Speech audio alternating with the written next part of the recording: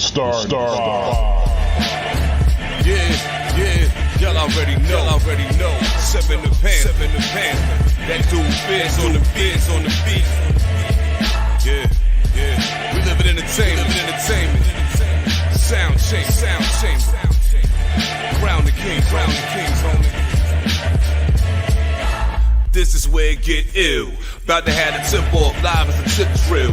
From the court to the diamond, to the track, to the big skin flying round the field. Starting five forever, keeping it real.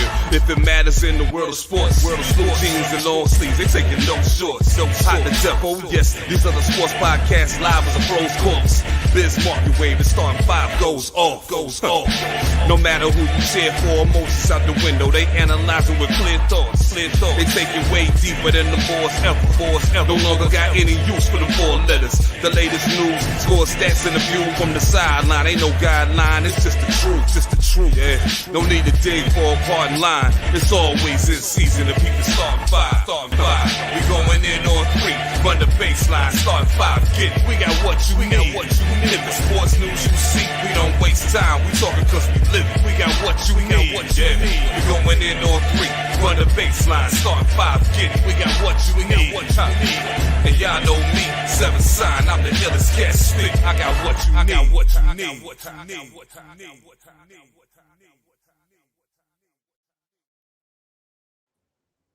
Last time we giving y'all what we think y'all need for 2021. Hi, everybody.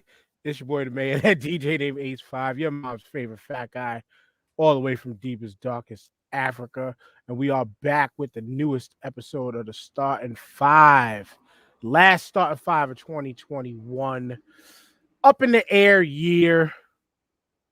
It's been started off good for me, then eventually slowly eroded to shit mentally, though. More mental than anything for me. But nonetheless, before we go around the table and ask everybody else and how they'd been doing to 2021, let me introduce my mans and them who is keeping the night light very bright out there.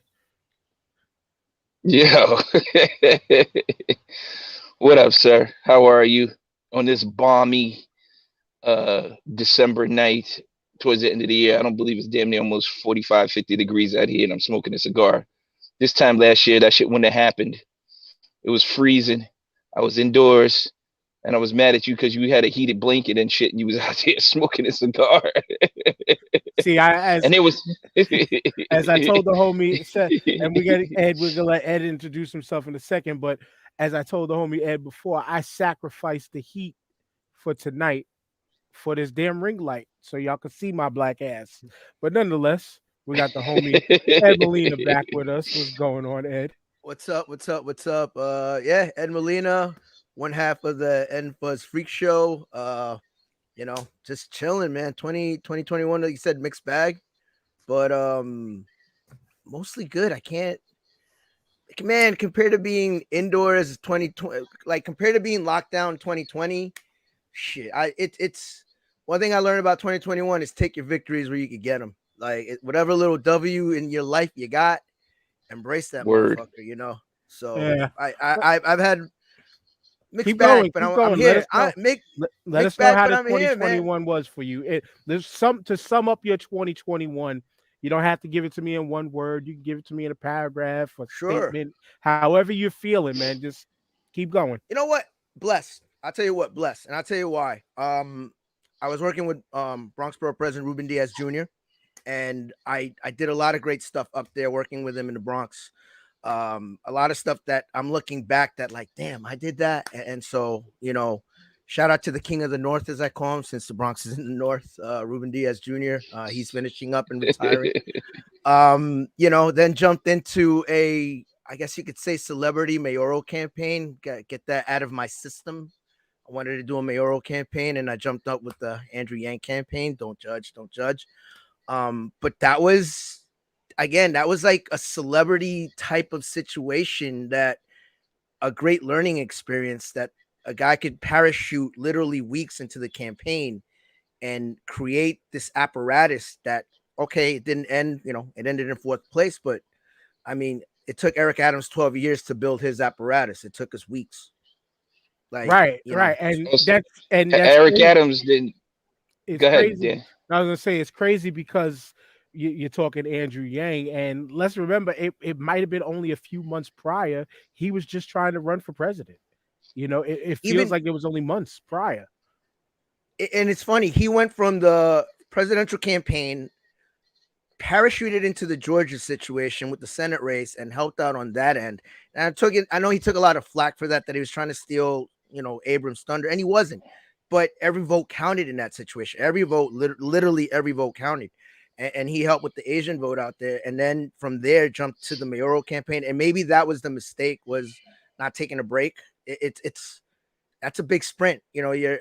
I joke that working for Ruben, because Ruben had plans, we had plans for higher ambitions until he decided to retire. And we were literally campaigning the 6 years that I was there. We were campaigning. Everything we did was geared with that bigger picture, to be quite frank. Same thing with Eric Adams from his end in Brooklyn. He'd been there for 12 years because he was, he got grandfathered in when Bloomberg did the 3-term thing. So he's been campaigning for 12 years, and then so there was a lot of kinship with me in that sense of, Andrew was sprinting a marathon. I felt like I was sprinting a marathon for the last 6-7 years. And so to jump on that, I was just gonna, help Ruben finish out his legacy when I got that call from Andrew, and I couldn't say no. I'll be honest with you. It was actually kind of flattering, to be like, hey, we could use your help. And like I said, it didn't pan out, but man, what a learning experience. And then after that, after we took our L, and that shit hurt. Don't get me wrong. Losing hurts. I don't care if it's sports, politics, tiddlywinks. Life. Life. Yeah, life hurts. L's low, But after that, June came around, and it was like, all right, I am I have the luxury that I could take time off and decompress after 7 years of working in politics to figure out what's next. And I'm still at that what's next. I took, I've had a few interviews here and there, but I'm trying to jump into the right situation. And that's what I mean by, blessings, curses, 2021. I'm blessed that I have the opportunity to figure out what's next on my own terms, as opposed out of, man, I gotta keep the lights on. Like I'm glad that I have a support system that is allowing me, and people understanding that are allowing me, that they've seen behind the scenes. Because I used to commute from Brooklyn to the Bronx, public transportation every day for 6-7 years. And it's like, hey, Ed, we need you at Orchard Beach at 7 a.m. in the morning. There I was on the subway, 4 a.m. in the morning, headed to Orchard Beach to do what I got to do. And so, like I said, mixed bag, but I can't complain. I know some other folks have had it worse, and I'm not trying to downplay their struggle. I can only control what I can control. And for me, it was a mixed bag of good and bad. And compared to 2020, where I couldn't go anywhere, it was just locked down. I'll take the victories where I could get them. And even in defeat, there were victories that I can scour. It's like, hey, man, I got to do this. I got to do that. I got to meet so-and-so. So, I probably could have kept it to one word. So my bad for the babbling. No. This is perfectly fine. This is perfectly fine. Because I mean, hey, like I said, this year has been a mixed bag for everybody. So that's kind of why that's going to be the approach for this year's show, just a mixed bag of shit. But TJ, I mean, for you, 2021. 2021 was like what's the hashtag? We outside. You know what I'm saying? It's like the first day off punishment, and you out in the streets. You know what I'm saying? Like trying to get it done. To Ed's point, real quick, for Yang to do what he did, that just shows you how deep his pockets were, because none of that shit was cheap that he did, from presidential to going to Atlanta to then running in the New York mayoral race. Like, you need serious bread and backing to do that trifecta right there.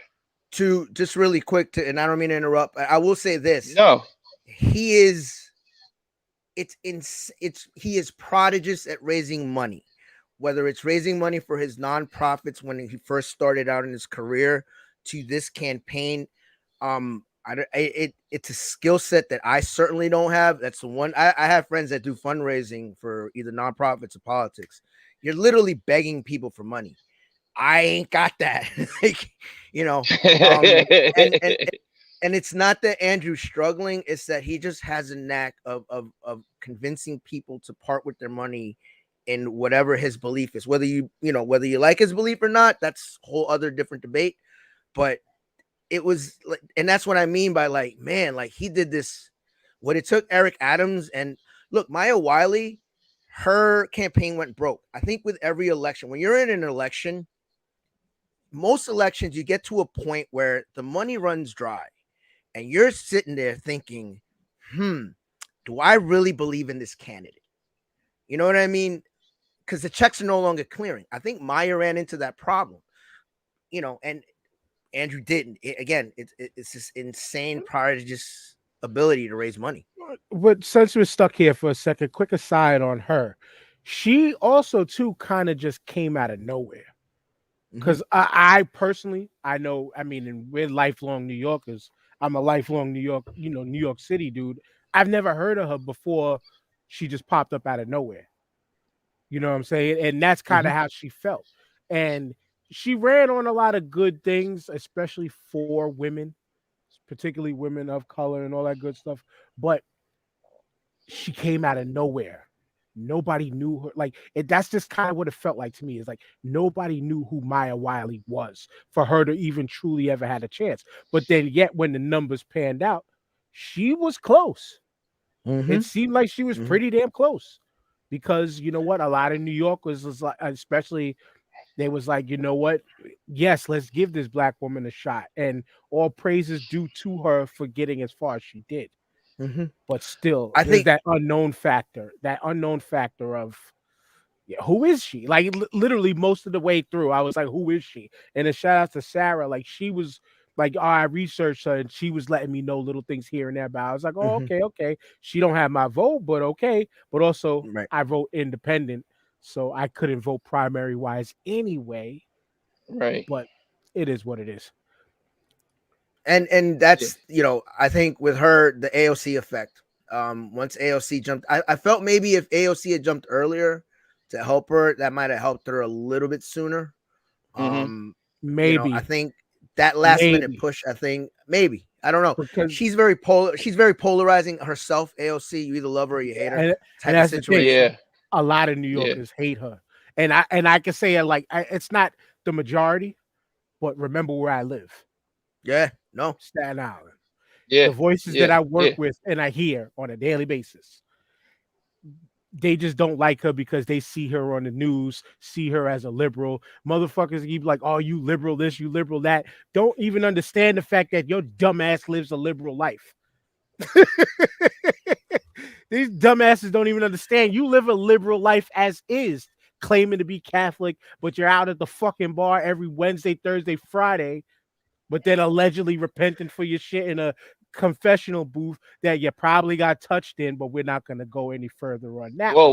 No, you ain't got it. Guys, I still got to get a job, guys. That's going to be my 2020. The words expressed were only by me, and I'm sure a bunch of those cases have come out in 2021, but we took an aside off of TJ's 21. Yeah. Apologies. So, no, TJ, because I started it. I started it. Yeah, I started it. So I take full responsibility for it. No, but like I was saying, it was the year being outside. Like, so my daughter finally got to cross the stage because she graduated.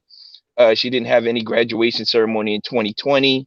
She ended up getting a little graduation ceremony in Fenway Park in 2021. Dan and I went down to Philly for the Philly Cigar Fest. I feel like that was last year. I feel like that was last year, bro. I looked it up on the podcast. I'm like, nah, that wasn't this year. That was last year. And it was like, why is he keeping showing me last year's shit? But it was this year. So we did the Phillies. Yeah, we did the Philly Cigar Fest. My sister's wedding finally happened. That was supposed to be in 2020. That happened over the summertime. Another friend of mine just got married in September. That was supposed to be happening a year ago. So I was outside doing a lot of shit, running around at a lot of barbecues, a lot of events. So the we outside hashtag applied to me for the pretty much most of the year. Those were the good things. The bad things, like you said, you have your pockets of shit. You got to ride the wave. It goes up, it goes down. Every day ain't gonna be rainbows. Every day ain't gonna be a shit show. So you just got to find some balance in between there. Um, and for it was a decent year. Personally, for family wise and friends, it was a good year. I'm gonna say that. You know what I'm saying? Catching up with people, seeing people I haven't seen in a long time, and things of that nature, and just being outside in the general public, and taking that into a full effect before this shit tries to shut us down again. So I really enjoyed that part of the year. Personally, for me, I can't complain about that. Cool. Do I go in or not? Do I go in or not? Do I? Y'all tell Yeah, me Dan. what should I do. Yeah, It's Go your ahead. man. world, man. It's the last This show of the year, bro. If you don't do is it now, our hold. world. This is Don't. our world. The starting If you five has don't, never been just my world, even though part of this year and part of what had me in a lot of funky places was the starting five itself. Because, and TJ knows this, and I'm not going in, I'm not going in something that I haven't spoken to them personally about. You know what I'm saying? I'm not yep. going in on some like I'm trying to drag my team or nothing like that. But this year for me, the podcast itself was a rough one. And y'all know I try to give full transparency on here when it comes to this. You know what I'm saying? I've hit several ruts mentally because I kind of came to the conclusion that, yeah, I get jealous about things and I internalize them. Y'all would never know on how I was feeling about certain things because my poker face is pretty damn strong. But also, too, a lot of people don't reach out and even ask the questions. Hey, what's up? Hey, how you doing? Hey, how you feeling? And all that. And so, like, when I checked out a month ago off of Facebook, it was just a lot of depression setting in, and a lot of it was set behind what we do right here. Now I love this thing, I love it. It was a birth child of me and my boy LG back when we was talking my team back in 2014. You know what I'm saying? And then this developed into what it is. But several, in my opinion, beating the dead horse discussions with my team, we got some shit straightened out.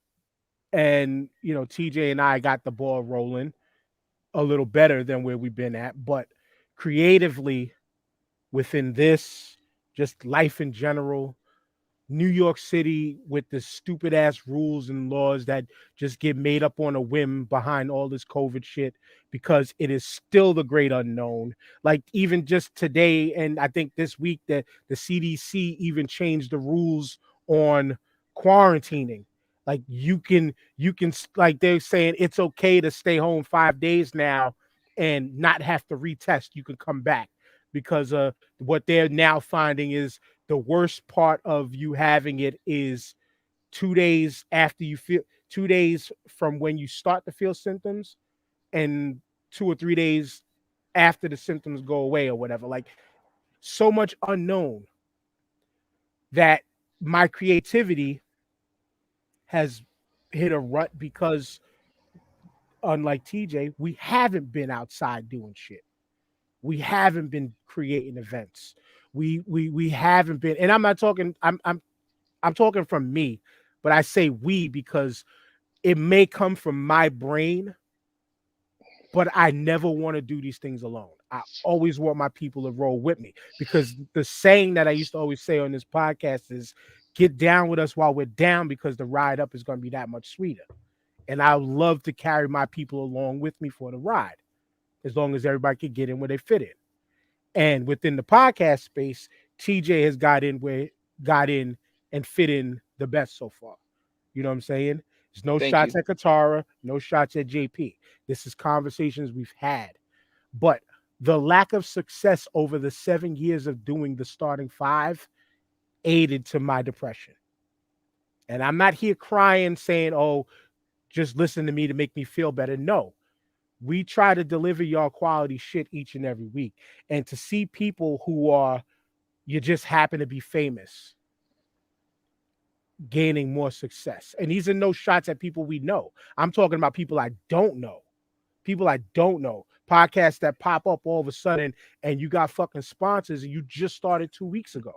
Or there are podcasts, there are things that I do know where it's like you've been podcasting for, say, 3 years, you got 30 shows up, but you get paid commercial. You got paid commercials running on your shows. Like, how the fuck are you getting? Like, it's that's where my jealousy sits in. It's like, how are you getting that? How are you getting that? And it's like, no matter how much my grind has set, no matter how much we grinded, no matter how many events we did, which I'm gonna flip to the good part in a second. The lack of what we've been doing here, along with a lot of other personal shit and people not listening to my requests and wishes of shut the fuck up. You know what I'm saying? And this is a large scope of people. Just it's a large amount of people. Shut the fuck up. It just aided to I was fucked up here for the end of 2021. I was fucked up right here because it was like are you listening to me? It's kind of the best way I could sum it up. Are you listening to me? Are you listening to the podcast? Are you listening to me when I might seem like I'm not there, even though you can't tell, but I'm not sounding the same? Are you listening to me by reaching out? Like, I was the reach out guy. I was the one who did most of the reaching out to most people, if not everybody. You know what I'm saying? It's just me realizing a lot of things that has happened just throughout life. Like, and it's making me recall shit from even like high school time, like when motherfuckers would forget to call me to come to go hang out, shit like that. Yo, my bad, I thought we called you. Nah, nigga, you didn't. You know what I'm saying? A lot of shit that just cycled through my brain that like I even had to my wife saw how fucking out of place I was, and she said, maybe you should see a therapist. And this is something that I brought up before. Have I taken that step yet? No, because I've kind of calculated and measured a lot of these things that I'm talking about out of my head. That it's like, you know what? Let me try to figure a way to move forward. But then I still have to do it and then talking to another friend who we link back up, talking again on a regular basis. I'm helping my man, mentally help being there for my boy and all that. And that's all good. And reconnecting with that friendship has been great. Philly Cigar Week, shout outs to John and Chuck Belafonte for giving us that opportunity. It was a dope look at that time, you know what I'm saying? But then I fast forward back to where I'm at now, fast forward up to now. I try to measure the progress from that. It gave us more Instagram followers, but not more people connecting to the content other than the Instagram followers. But then during the second half of this year, positive, TikTok has been fun as fuck. So TikTok has been fun as hell. TikTok has been fun as hell. But all in all, like the world's issues and things like that, like that didn't beat on me like other people it's happened to other people. I had to. Another part of what got me fucked up here was me caving in because I have to provide for my family and having to get the shot. I didn't want it because I wasn't ready yet. But because Don Blasio did what he did, how could I not could bring home a paycheck? I got to pay the rent for this place that we living in now. We got to be able to build so we can hopefully buy a house next year. You know what I'm saying? So it was a lot of internal. 2021 has been a lot of internal self-doubt, self-realizations, a lot of mental assessing, just life in general, like having the feeling to want to check out again, but snapped out of it quicker than I did in 2019. So continuing to say 2021 has been a mixed bag for me. It's been a mixed bag because Work, I worked ridiculous hours. Checks were all right. But then when you look at that in retrospect, all I did was work. All I did was work. I didn't have the normal balance that I normally have. Like TJ mentioned, we normally get up 3 or 4 times a year as a crew. Yep. Once. With the exception of Philly Cigar Week, because that was us two representing this. Right. Which this was a custom one-of-one that I made for the team, that I made for us for Philly Cigar Week. Let me tell you, it's one of the most comfortable hoodies I got, bro. This shit don't shrink. It's warm. It's my cigars hoodie now. You know what I'm saying? Yeah. It's permanently. It's permanently that, because if you remember at Philly, you burned the hole in it. The fucking first day I wore this shit, and I burnt the fucking hole in it. Burnt the hole. He was like, "Oh no." Oh, and no, I burnt the hole in shit.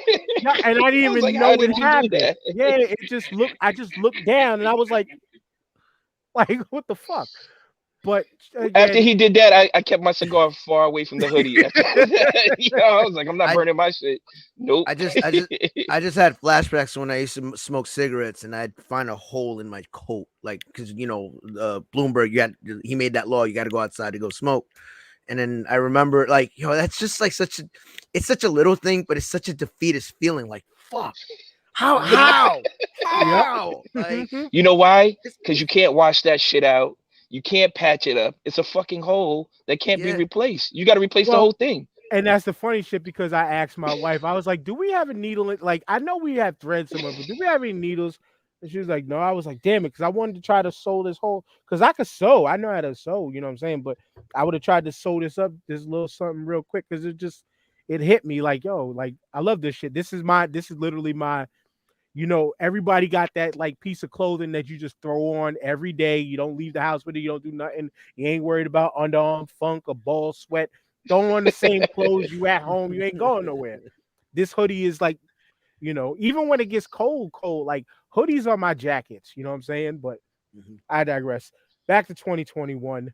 Started off cool, but like I was saying, the balance. I lost balance within myself. And that also too led to where I got to that depressed moment of I haven't seen nobody. I haven't been around nobody. And my wife gets that, like, I need to do better with me and her going out, which when my daughter turned 14 this year, which was a beautiful thing, like, we started to leave. Y'all, she's old enough to be home with her sisters. Let me just say it like yes. That. Real quick, Dan, happy birthday to you and like half of your family in the last 2 days, for Christmas, the day after Christmas, and the day after Christmas. Okay. Because like everybody in your family was born in like 3 days of each other and shit. March was our happy time for all of us from both sides. Talk about spring blooming. That's what I'm saying.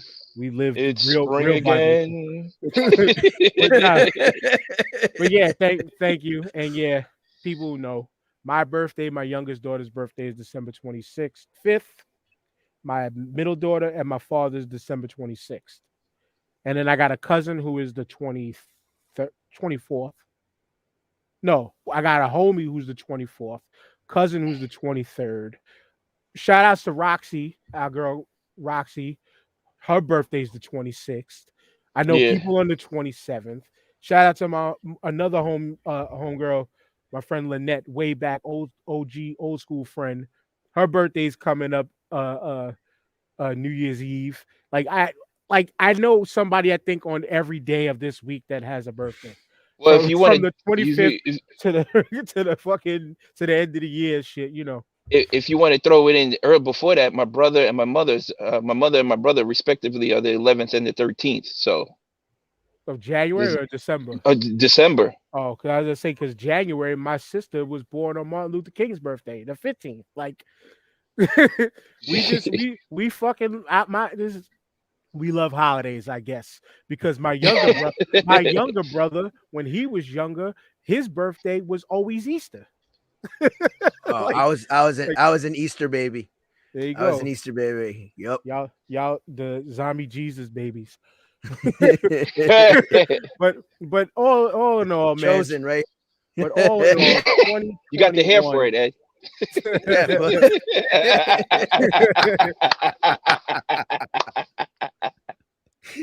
I was gonna make another joke, but I'm gonna leave that alone. Shout out to the religious types out there. But all in all, though, like I said, 2021 was a mixed bag. You know, it was a take it or leave it year. Hopefully, 2022 we can bring balance and order back to our lives, unlike what they tried to kick off this year with TJ on January 6th.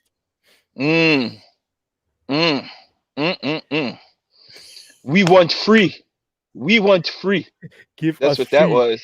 No, give us free. What that fucking shit show was I lost. Tom Brady lost the Super Bowl. We gotta go fucking riot.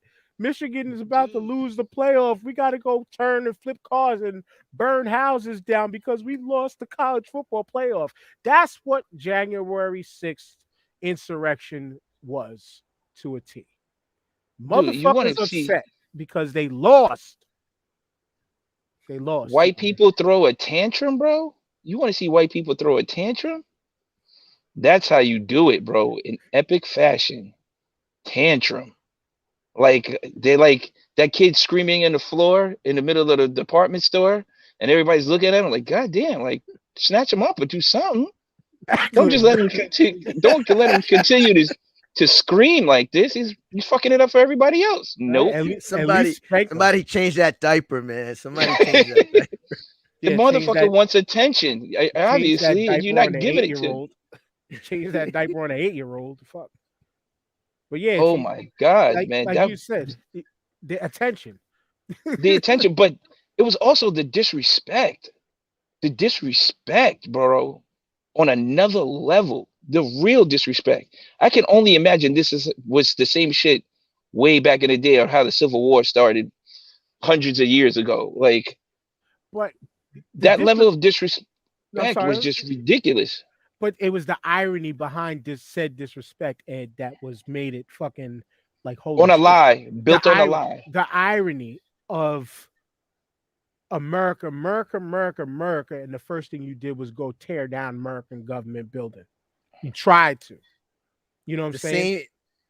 The same people that are quote unquote Blue Lives Matter, all of a sudden those blue lives were protecting the buildings. Those didn't matter. So which is it? You know, just saying. Yep. But them same blue lives, a couple of them let them motherfuckers in. Mm-hmm. Because we seen the parting of the seas when they opened them gates and let them roll in. And shout out to that black man who made like Time News and all of that stuff, and who was one of them who saved a bunch of the senators. Now there's a whole discussion about, there was something I seen on TikTok recently. I think the channel is called Good Day Bad News, and he was breaking down how the Senate shouldn't even still be a thing. But I digress. Deeper conversation for another day with more research. But this guy saved people's lives by keeping them back, pointing them, hitting them with like some old Bugs Bunny tactic. Like he went that way. Hit him with some hit him with the Warner Brothers cartoon shit. It's over there. But you know what? He did it to the right group of people because they fell for that shit. You know what I'm saying? Just like it was like a hive mind. Everybody was thinking of one thing, and they did it. It was Elmer Fudd levels. Like this quote unquote revolution was brought to you by Acme. You know? Duck season, rabbit season, duck season, rabbit season, rabbit season, duck season, duck season. They got hit with that. They got hit with that. You know what the chutzpah of it all is? You see the crying baby on the aisle January 6th, and then April 6th. What insurrection? This is just a made up media lie of it was just and so it's this cake and have it eat it too mentality that's the part that gets under my skin the most. It's like you had your temper tantrum and then you pulled a what temper tantrum? What are you talking about? That I wasn't involved in that. My favorite when paid actors did that. Liberal paid actors did that to make them look bad. Like, you know what I mean? Their rage was apoplectic. Their rage was apoplectic on the apoplectic levels. Like, how do you? It goes back to what we always say. What's that one word we always say? Accountability.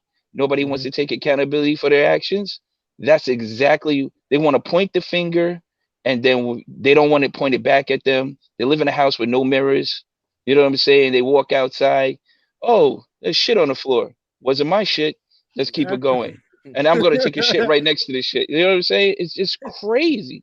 That reminded me of the Chris Rock joke when he was talking about how, you remember he was talking about how women would just fucking dance to anything in the club.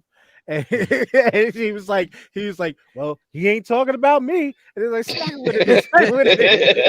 Like, that's literally what happened, like you said, in April from January 6th. It's like these dumbasses. First and foremost, though, here's my kicker about this, right? As I said, they did all of that crying and kicking and screaming because they lost the game, right? But personally, I would have been okay with something like that happening to the government if people were united in understanding that our government fucks us on a daily basis. Black, white, red, green, blue, purple, whatever the fuck you think you look like. Whatever, or when actually, let me say it like this: whatever racial construct that was made up in America that you believe you fall under, guess what? Just like how some of y'all say y'all don't see color, they don't see color in the fucking. That's been my word of the day, the fucking. But they don't see color in the fucking. Those same people that live in the fucking backwoods that think, oh, get off my lawn, don't tread on me, yada, yada, yada, don't realize on a daily fucking basis you get tread on. Same black folks that might say, fuck this white man, this, fuck this white person, that, fuck you, Karen, this, that, and the third, don't realize this same government is the same ones treading on you. My thing is, if people understood together that, this government does fuck us all royally together. Klansmen, my thing is, saying all that, like if you understood that this government fucked you all together, then maybe if something like that happened, a lot more people would have been on the side of the people because the people were defending the people, not the people defending your, as JP calls them, the orange orangutan devil losing an election fairly. Dan, if black people were organized and move like this, what type of massacre would this shit have been? Like, this would have been on some real atrocious tragedy shit. And white people would have been screaming from the mountaintops, how could you? This is disgusting. 100%. You guys are savages. 100%. Animals. 100%. Well, I mean, like, it's ridiculous. I'm old enough to remember when the Million Man March, that's exactly what's being said. And that was a peaceful demonstration of solidarity. So imagine if it was a bunch of people of color with ratchets and shotguns, and, or to fast forward off of this, because we know that accuracy. But I'm still going to take that a step back of if the American people understood here that it matters, but it doesn't matter here. And the ashy knuckles represent both sides. For podcast listeners, I'm sorry, I'm showing my hand, but the ashy knuckles represent both sides here. If we all understood that even your white skin gets dry too and cracks, like if we understood, facts. Like as a people, hold on. So facts, Google when you get a chance. When you get a chance, when we're done today, go Google Bill Burr lotion. Oh, he has a great bit about the first time he discovered that white people get ashy. I heard that shit. He was upset. He was like, how come you people didn't tell me about this? Yeah, he's got a black wife. The irony. Yes. But to spin it back to, again, when we were being called monkeys and not even apes, animals, all this yada, yada, yada.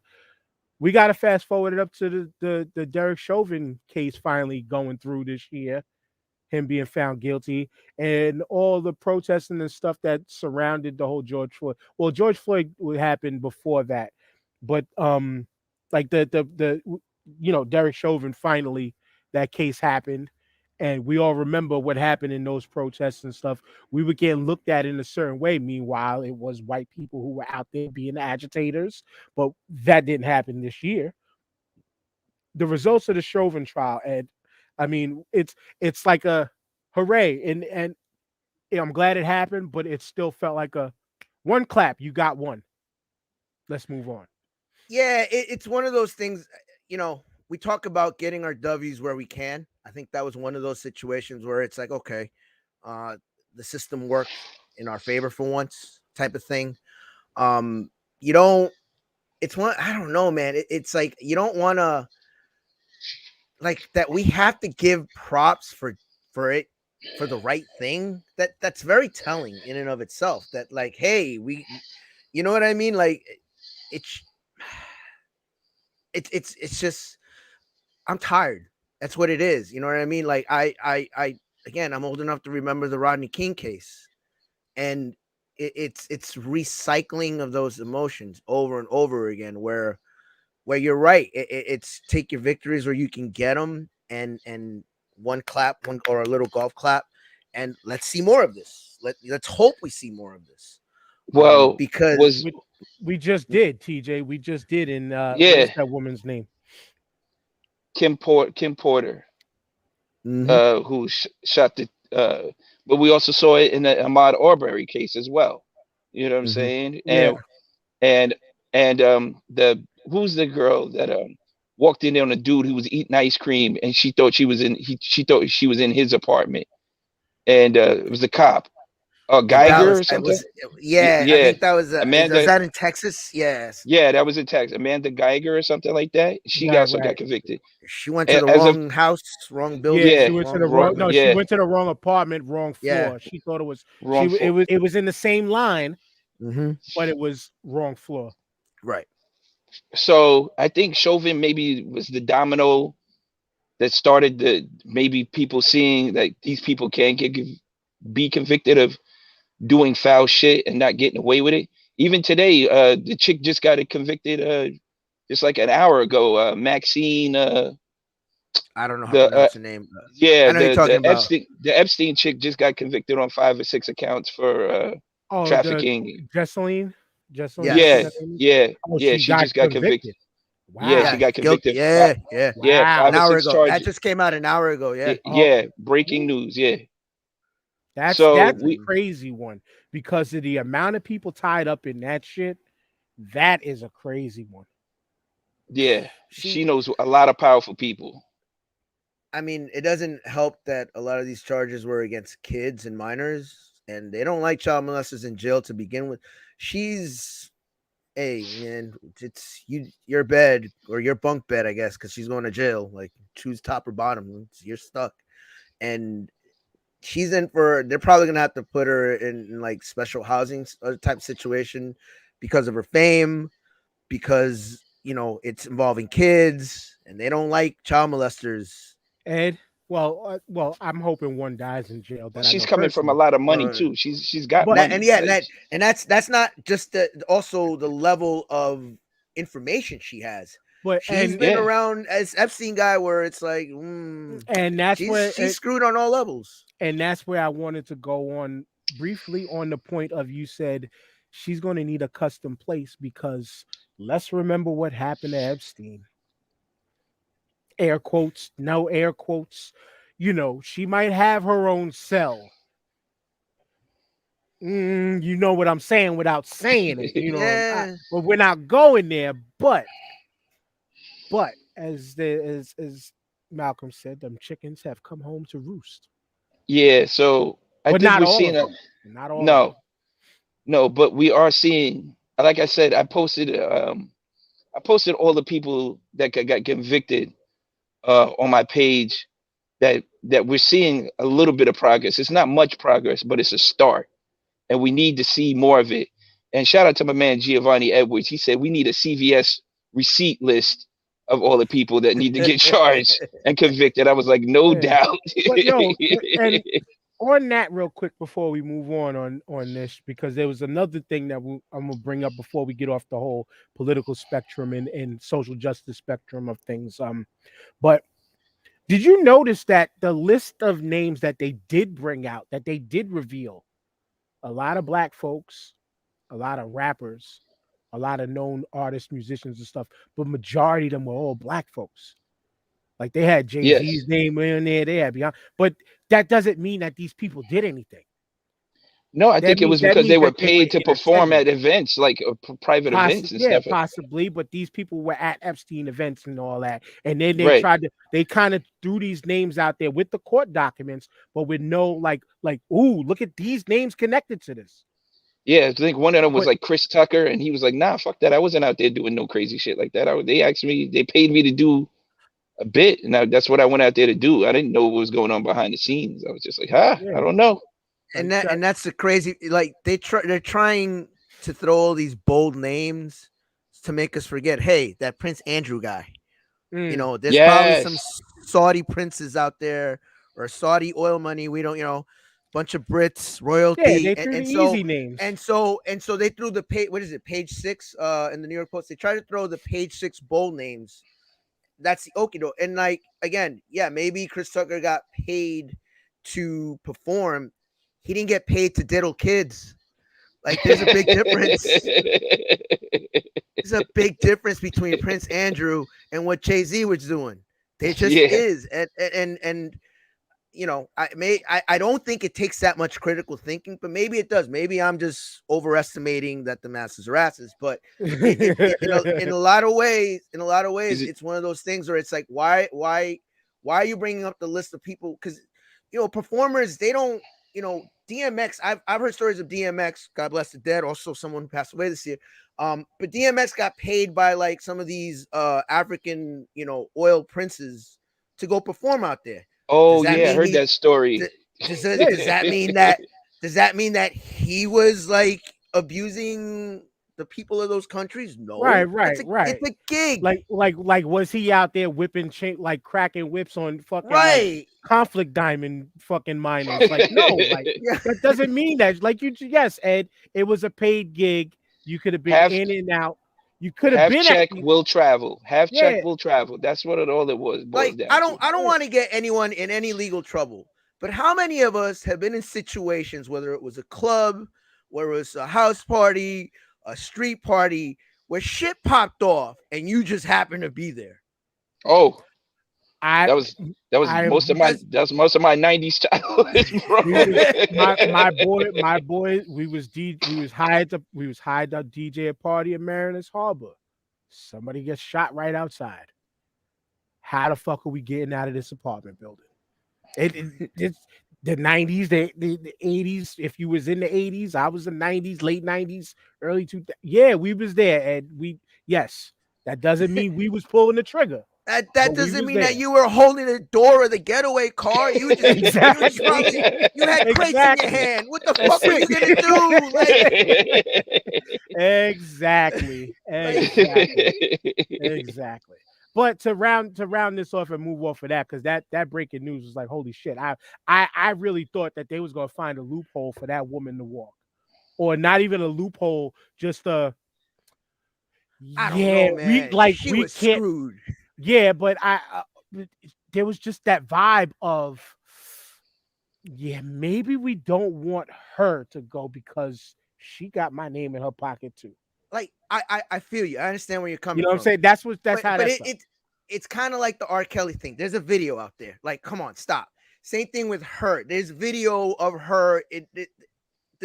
Between the testimony and the videos, and just. It would have taken a massive, like, see no evil, hear no evil levels of fuckery for that. Either that, walk. For her to get immunity, she would have had to name big ass names with like concrete evidence. With Prince Edward or Prince Andrew, with a judge that had no fear for anything. Right. Mm-hmm. And nobody was willing to do that shit because that would have uprooted like the entire probably banking system on top of the government. You know what I'm saying? I was gonna say, TJ, it probably would have accomplished what they tried on the 6th. Oh, no doubt. No doubt. It probably. No doubt. Shout out to the brother C Chambers. he said, well, we was talking about the parties and shit. He was like, the story of my early life. Yeah, Brooklyn boy. And he said, the rabbit hole could be that deep. Absolutely, man. But Oh, it is. what was a surface level rabbit hole moment was this kid, Kyle Rittenhouse. He got off. And I mean, kind of being fair, he should have went down for something. We know what happened with the judge. Played the game of, the gun charge he got, he beat. But I learned why. The kid got off on self-defense. When you go over everything, you might not like it, but it happened. But the fuckery behind this is how they're touring this young kid around now. And not that I give a fuck about his feelings. I don't. But think about, I mean, we talk mental health in this world and all that shit and this, that, and the third. Think about one, the massive ego this kid is going to have, or two, when the smoke clears and all of this hooray, rah, rah, sis, boom, bah for this kid who got off on self-defense, and now all these racist assholes who are probably weaponizing this otherwise keep propping him up.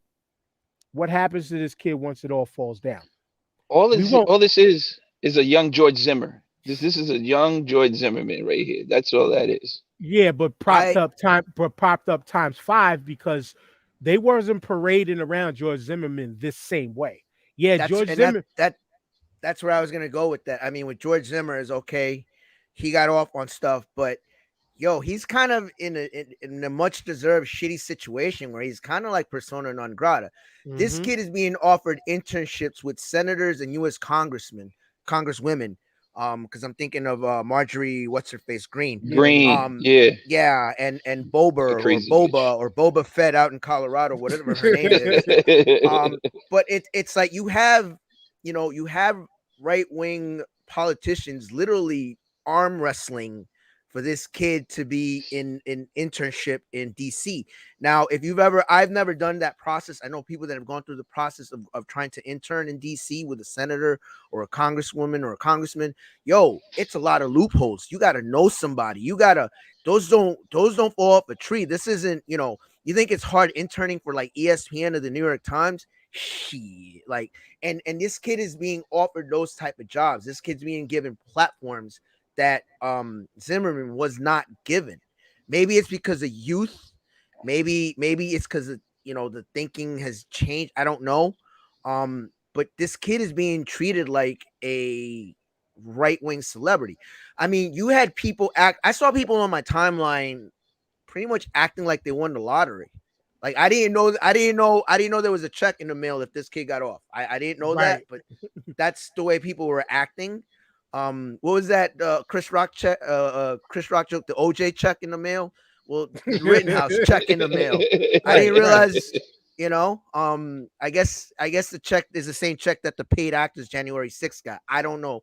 I don't know how that works, but I think it's a different dynamic with this kid. To your point, that Zimmerman's kind of like broke and fucked and nobody wants anything to do with him. This kid is being trotted around. He has a meeting with Trump, a former president. Whether you like him or not, he still is a former president. He's getting internship offers from Ted Cruz. None of that was offered to Zimmerman. None. He's just a fat schlub, Paul. What is it, Paul Blart cop? Or rent a cop, whatever. Yeah. Right. I feel you on that. So where's your flashlight? You gotta shine somebody, don't you?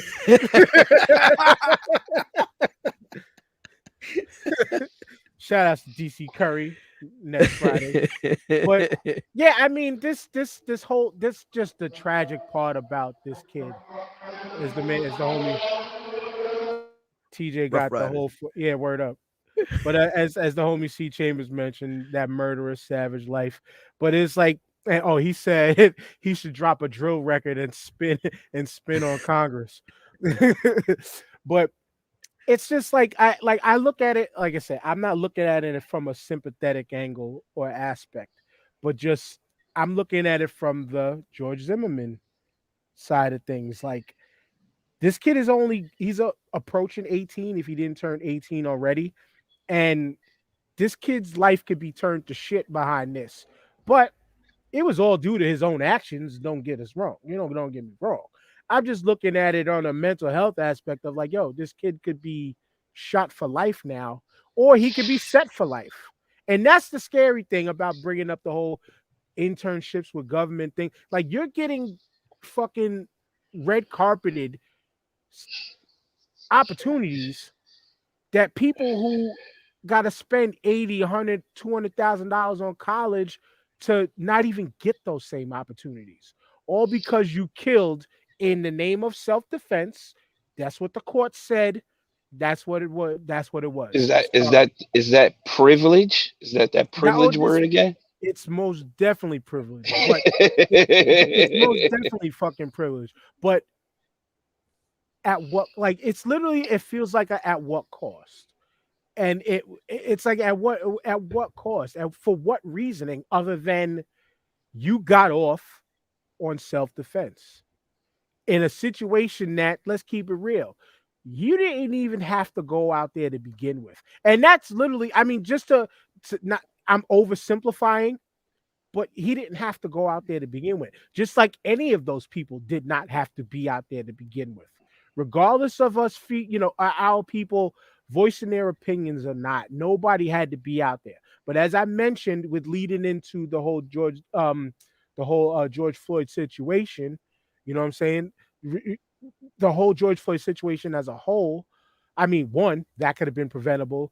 Two, the agitators weren't us for once. You know what I'm saying? Like the real shit starters weren't us for once. And the irony of it was white people being killed. I'm not celebrating that. I'm not. No, you're right. It was a white on white crime. 100%. It was different. This one was different. This one was different. And you seen it the way people of color handled it afterwards. It was like, oh, they ain't got shit to do with us. Yeah, people took it like that. Like as we said before, she got shit to do with us. He ain't talking about me. Well, me. That's how our people took it. He ain't talking about me. But when he got off, the energy went right back towards it. Our people fell for that too.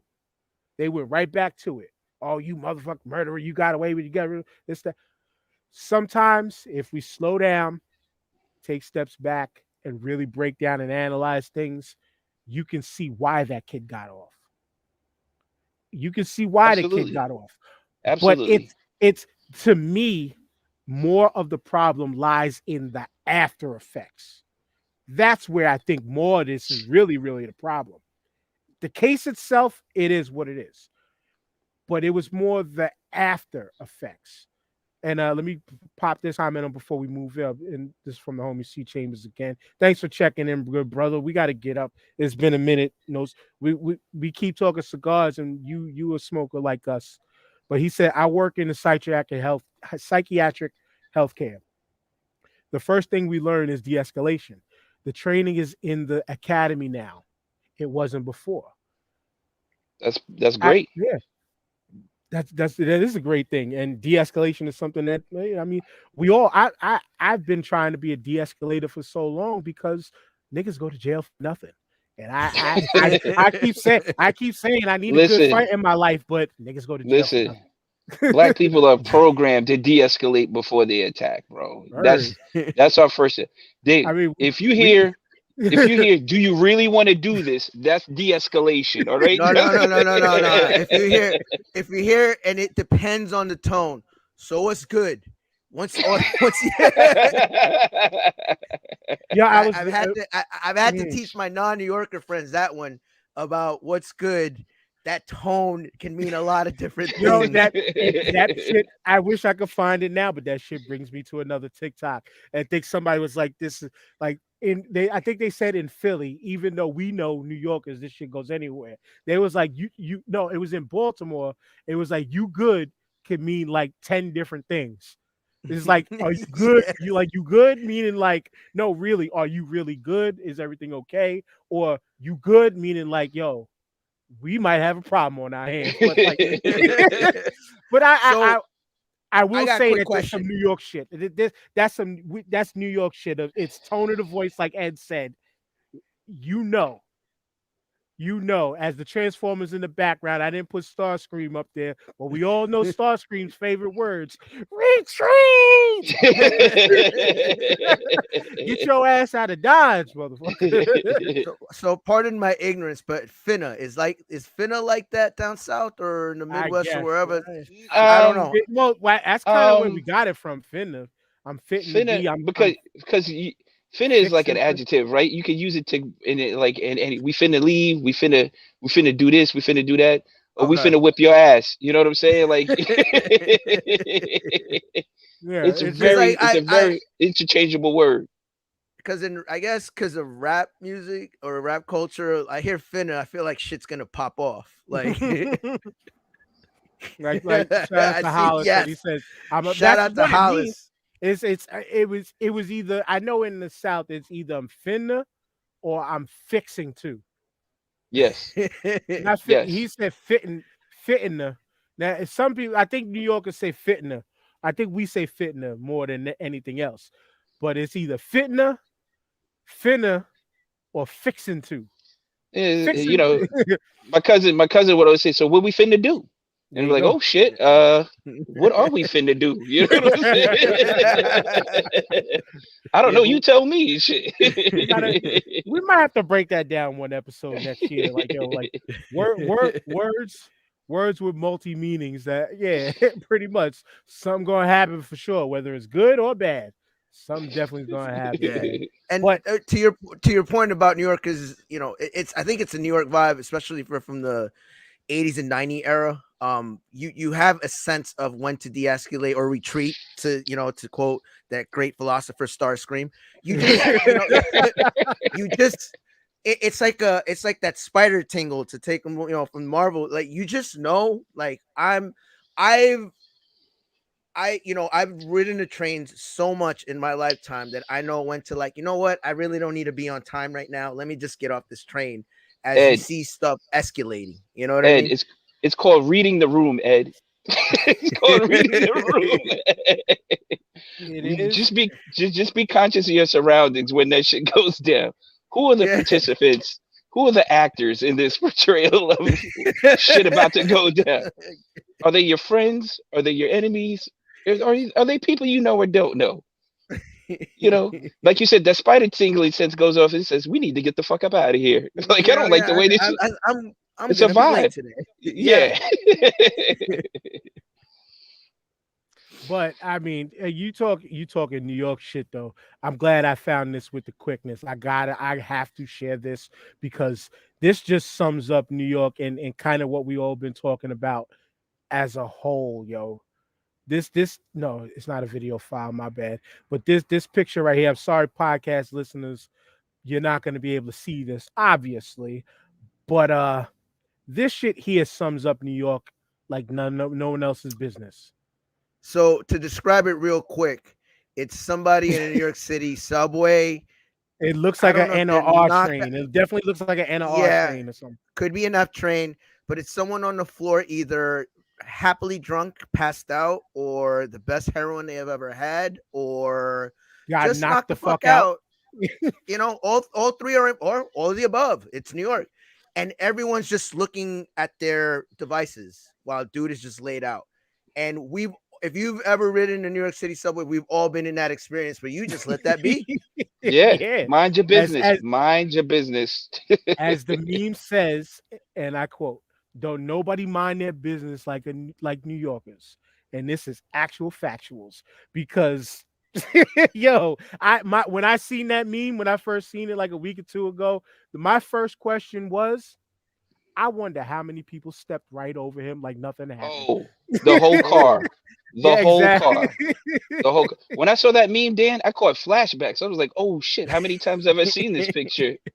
And Two, shout three out to o'clock in the morning Lizette says, or on the middle of the walk, afternoon. Go ahead. Lizette says, walking right over him like it's nothing. Absolutely, miss. Yep. Absolutely, Yep. yo. Walk right over his ass like it was nothing. That's just how Pardon me. just how it goes in New York, man. But you Pardon know me, that New York, God. Pardon me. that Word. New York mentality, what I'm thinking at that moment right now is like, well, at least he's passed out. He's not a danger to me right now, passed out. Right. Or right. when you see someone doing what I call the heroin lean, when they're just kind of leaning, like nodding out, they're awake but not awake. That I'm okay with that because again, keep it moving with my day, because I know that person's not gonna be a threat to me or mine or my surrounding. They're not gonna mess with my biosphere. I'm more worried about the drunk guy that's talking to himself, or the guy spazzing out on an old lady because they're old, or it's always the old ladies getting picked on. I never understood that. But anyway, the old lady getting picked on. It's the loud motherfucker. Or actually, you know who the most dangerous guy in the subway is? The guy playing the radio very, very loud. No, the guy playing the radio very, very, very loud because they want the smoke. They're in house looking for smoke. Or like playing the person that plays their shit on speakerphone like this. Yes. Like playing it the speakerphone replaced the radio. What's worse, they'll have a full conversation on the speakerphone. And they're talking, and they be like, "Why don't you mind your business?" They're like, "Bitch, it's everybody's business right now because you're talking on speakerphone. Like, what the fuck are you talking about?" Exactly. But that was just we did a little quick New York tangent. Sorry, y'all, we gotta do that. We 5 borough boys. We've all experienced this life one way or another. From this person, as Lizette says, the crack sway. I mean, like, no bullshit. Yes. I said shout out to my man Jerry. I mentioned him earlier, but we was going to years ago. My wife got me a preseason Eagles Jets tickets, so we was on the way to the game, and we was in like the 70s or 80s or something in Manhattan on the east side after getting the tickets from my wife at her store. And there was somebody, I wish I could get up and do it for y'all on camera now, but I'm not, because you would get my whole ass in the camera. But this guy was literally cracknod, bent all the way over, fumbling with a paper towel in his hand, his hands like levitating off the ground. He was doing a Michael Jackson lean. Swayed this way, swayed this way, swayed forward, rocked back a little bit, and never fell. Never fell. Never fell. They never, ever fall. Shout out to my Mexican people. I love y'all, but it's like trying to knock a drunk Mexican over. You can't do it. And they're not spilling either. They're not spilling it. They're not spilling the drink either. There's like this sense of there's a sense of like gyroscope in their body that just you stay upright. it's fucking impeccable. It's amazing. I'm laughing because I got uncles that I've seen it. I've seen it at quinceañeras. I've seen it. Like. Yeah, so I'm in the LES right now. It's crazy out there. People return to the scene of the high. Like it's real out here. Oh, and Lizette said to the story, she's like, don't even hang up now. I want to hear the rest of the story. Absolutely. Like I'm fully invested at that point now. Like, yeah, fuck that bitch. That's right.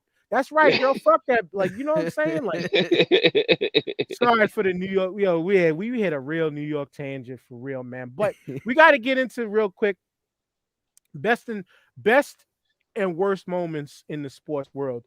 We'll each give one best. We'll each give one worst. I'll kick it off, and I'm gonna keep it as simple as best moment to me in the sports world. I'm going into the sport of professional wrestling. Happened this year. Bianca Belair, Sasha Banks, WrestleMania gave us possibly the greatest moment in wrestling history for the WWEF for women. And to see now, like all the releases and stuff they had, like and another break-in that happened earlier today, Toni Storm. But that I heard Toni Storm requested her release and all that. And we see within the history of professional wrestling the lack of respect that they give, especially in the WWE specifically. Those who can lay claim to some of the best women wrestlers in the world show them the least amount of respect. And their match was the highlight of WrestleMania weekend, both nights. They went on to win ESPY awards. You know what I'm saying? Bianca Belair, phenomenally strong athlete, amazing athlete, who's being treated like shit right now, in my opinion. Sasha Banks, one of the GOATs, hands down. Star, not a star, but has a role in The Mandalorian. She's doing her thing out there in the world. These two women killed it and like set the table that was hard to follow up on the next night of WrestleMania. And most wrestling fans can admit that it was close to impossible to try to follow up what they did. And Ed, the crack of that whip. My goodness. She's one of my favorites right now. Me and Fuzz are gonna hand out, I think later this week or either next week, the Fuzzies like female wrestler of the year, male wrestler of the year, tag team, whatnot. She's on my list. I don't wanna. I'm still. There's one person that I may have over her. But as she's had a ridiculously historical year. Yeah. I agree that I agree she's kind of being misused a little bit. But I don't think she's being misused. Is that there seems to be a logjam with the women's division right now, even though I must say that's one of the better things about the WWE product right now is the women's division overall.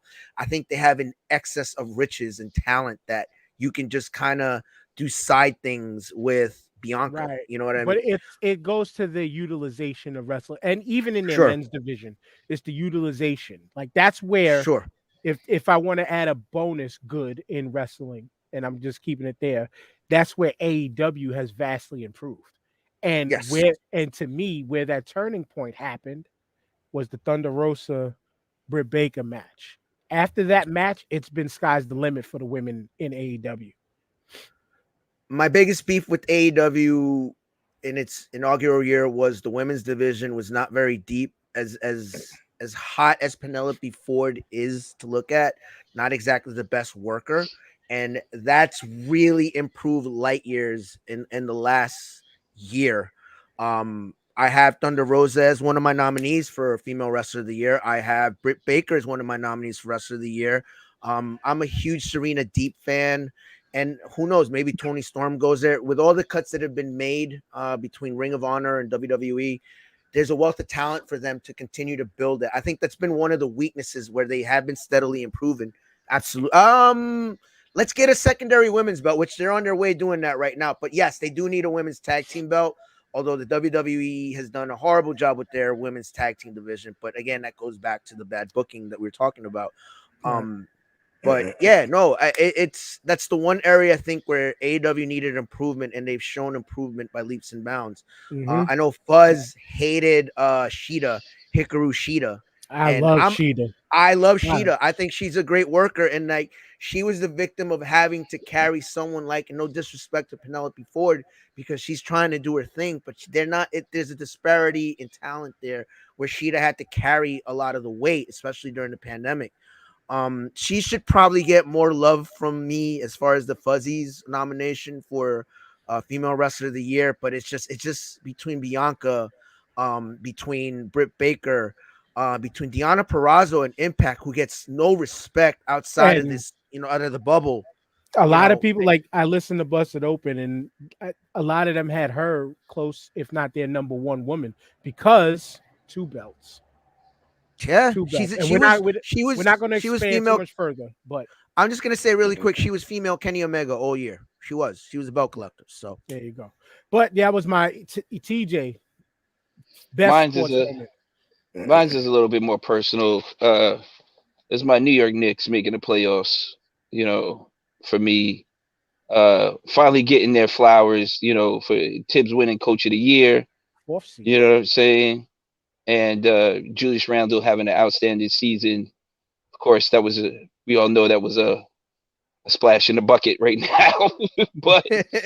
but to see the New York Knicks back on national television and actually winning games and being competitive was a shot in the arm, not for only Knicks fans, but I think for the city in general. Like they put, the city jumped on their back, when they started putting together. I think they had a 9-game winning streak earlier last year.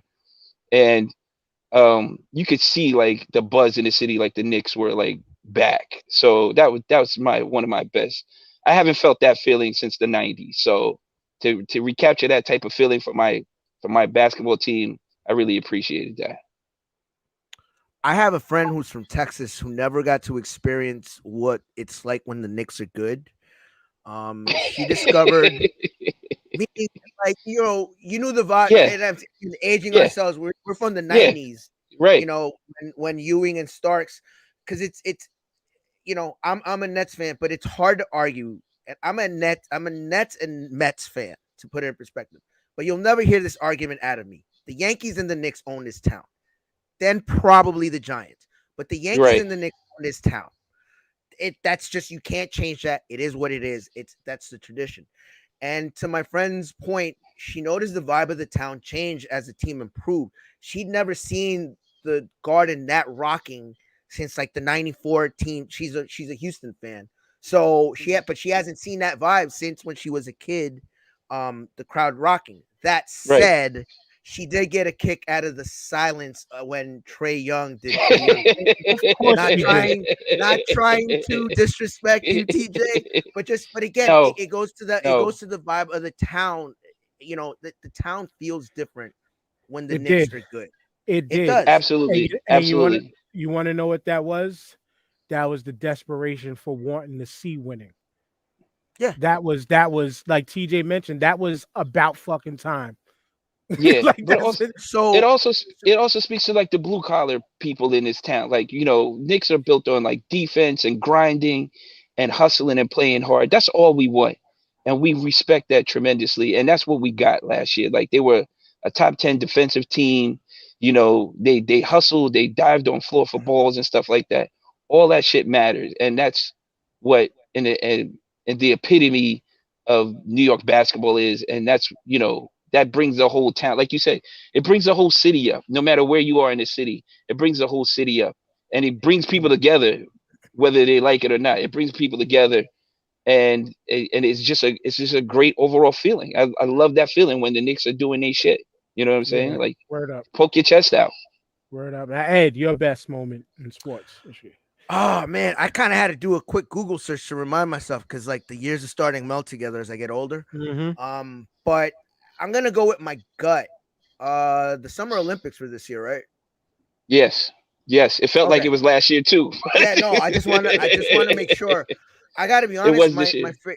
even though she wasn't very successful, I think for me, Simone Biles bringing out the mental health aspects of sports, I thought was great.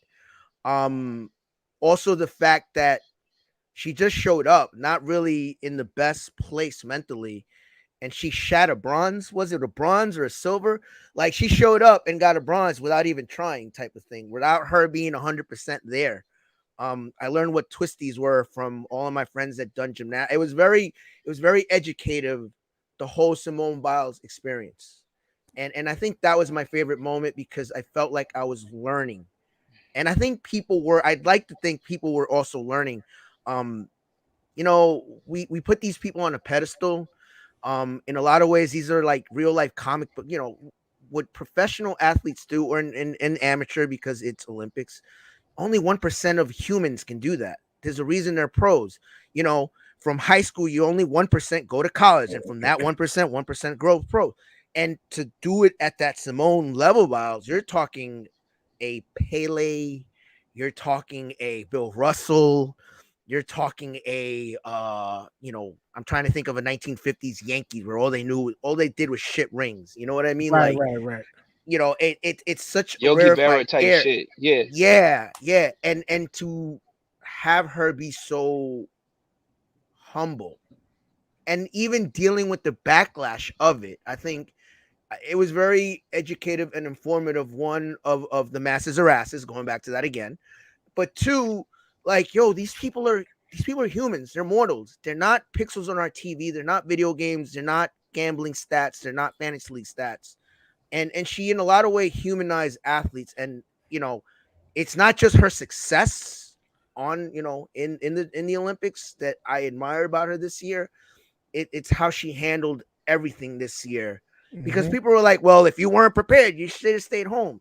She's Simone motherfucking Biles. The If she GOAT. wants to go, she can go. Like, no Right. one's gonna begrudge Tom Brady. If Tom Brady wants to do X, Y, and Z, no one's gonna begrudge him. You know what I mean? So it was that to me was my favorite part sports wise this year. That I felt like athletes got humanized, and she was a better messenger for this than, no disrespect to Naomi, no disrespect to Kyrie, who's been talking about some of this stuff. But I think to see someone Mount Olympus, stratosphere, godlike, in their profession, be like, yo, I'm human. I have Right. twisties. As silly as that sounds, twisties are dangerous. I learned just talking to other people, Yeah. you can kill yourself doing, and Yeah. and to see her vulnerability, I thought was really cool. I would have to make that my favorite sports moment of the year. Yeah, and we talked about that here because it's your equilibrium. It's pretty much your equilibrium being thrown off. And Mm-hmm. yeah, I mean, just try to walk down the street with your shit being off. You know what I mean? People, you know how many older people, senior citizens and stuff, break limbs and fall, sometimes die because the Mm-hmm. equilibrium's off. You know what I'm saying? How many regular average people fall out, crack something, break something because your equilibrium is off? Like, all I wanted to say to cap that was that she got hit with the shut up and dribble Yeah. mentality. She got hit with the Yeah. shut up and dribble mentality. Yeah. And it sucked because you again, this brings up American bravado. America, America, fuck yeah, we the best. We're the greatest thing since America, whatever. rock on. No, it's Fuck America. yeah. Fuck yeah. Fuck Like yeah. it's that like we are better than you type of thing, and you little I didn't want to call her that, but you little nigga get out there and do them flips for us so we can brag on another one. That's what that felt like in a very derogatory way. Get out there and do some more flips for us. Now, what the fuck is Yeah. a twisty? It like you said, Ed, it brought on education. It gave us a peek inside that world that Mm-hmm. we were not privy to because I Mm-hmm. wasn't out there doing flips. My fat ass never did a flip other than in a pool, or on a trampoline when I was younger. You know, Yeah. but before we get on to the worst, because you mentioned Tom Brady, Hollis adds in the best moment for me was the fans returning back to the events, especially pro wrestling. That aspect there, being a pro wrestling fan, but loving the sport of pro wrestling itself, I didn't care while the fans weren't there because it gave me a moment to focus on what they did in the ring and further educate myself in understanding how the game works psychologically, movement wise, move set wise, how matches were being put together. It put the focus on that. Plus, a bonus to that, if you really, really think about it, it made the performers have to step their game up, go back to their independent roots of working for 20, 30 people in a crowd and still giving a show like you're working for 50 to 100,000 people on a WWE stage. It showed me something. It showed a lot of it brought to me, it brought the best out of some of the performers. And hats off to the WWE with the whole Thunderdome setup. A lot of their matches during that era was actually flawless. Mm-hmm. You had to tighten your game up so tight because you didn't have the fans to mask and hide little flaws that you can get away with the crowd there. But then also one of the down parts, and I'm gonna segue it into what is the fans returning? Like that asshole at the AEW show who said Nyla Rose is this guy's father or is the father to this guy's child with a fucking bullshit sign. Yes, if you know, and I don't give a fuck. Call me homo, whatever. Call me whatever the fuck you want. I love Nyla Rose, and Same here. I'm a big fan of Nyla Rose. Mm-hmm. One of, if not the first openly trans athletes in professional wrestling, and doing her damn thing. Is a fucking killer in the ring, monster in the ring, very good at what she does. That's disrespect. Now, we mentioned we're 90s. We're of that era of Words, like you said, sticks and stones may break my bones, but words are never. Yeah, words didn't. Her words did hurt, but we knew how to way to deal with them words, especially as New Yorkers. If you didn't get your ass beat, you had the tongue to get that verbal lashing right back from a New Yorker, and that shit would hurt just as much as a punch would to some people if you didn't know how to. If you didn't know how to deal and handle that. Yes, indeed. Shout out to my homegirl Shirley, because Was she a big Shirley? Was she a big Shirley? No, she wasn't a big Shirley. All But right. that tongue lashing, geez, she hurt my feelings sometimes when she was disrespecting people. So But they earned it half the time. So But point is like that's the downfall is you get those crop the assholes like that.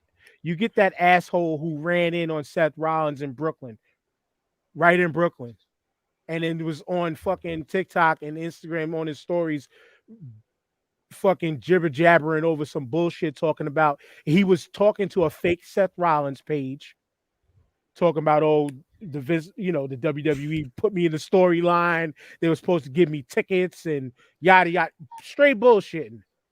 But that was a part of the bad with the fans coming back.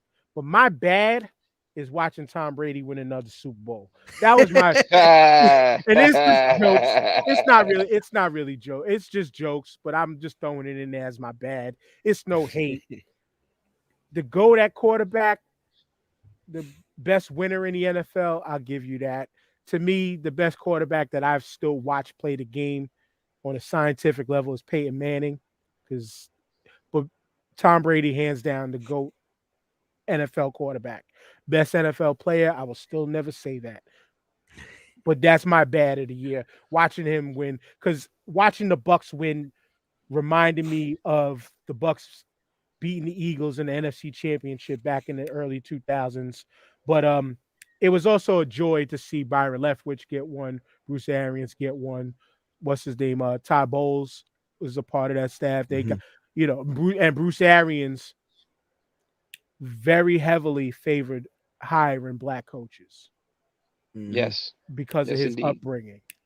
But the Bucs winning another Super Bowl was my downfall. TJ.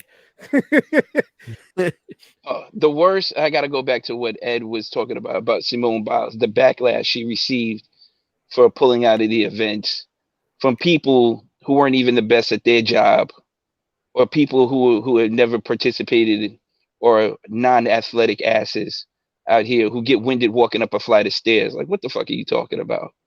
What are you talking about? You living through this woman, and you got the nerve to open up your mouth to say, hey, you can't do this. What? You're backing out? Why'd you even go in the first place? Yo, bitch, I know people who struggle to make coffee in the morning. How the fuck are you going to they get the twisties getting out of bed, man. They get the twisties getting out of bed. So people pull hamstrings rolling over in bed. What are you talking about? A lot of these people were second string fluff girls and fluff boys, and still wasn't even as good as.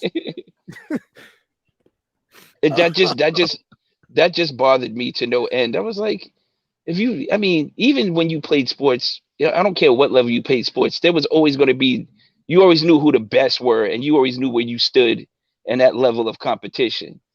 But you didn't put in the effort. You don't even put in the effort at the time at your 9 to 5. So how are you going to knock this woman for putting in the level of effort that she puts in, dedicated her life to? There's not that many people that dedicate their life to their 9 to 5s. You know what I'm saying? I was talking to an old dude at my job the other day, because this lady was working like 12-hour shifts, and we were talking about what you were saying, work-life balance. And he was like, she'll be the richest person in the graveyard. You know what I'm saying? Because she's putting in all this work and she's not taking care of herself. So these people out here are insane when they're talking about, the gall, the nerve, the audacity, which is at an all-time high, as people like to say, of questioning why she was being pulled, why she pulled herself out for mental health reasons. They did the same thing to Naomi. They did the same thing. I mean, Kyrie puts it on himself sometimes, but these people are performing, like you said, at 1%ers. These are the elite of the elite.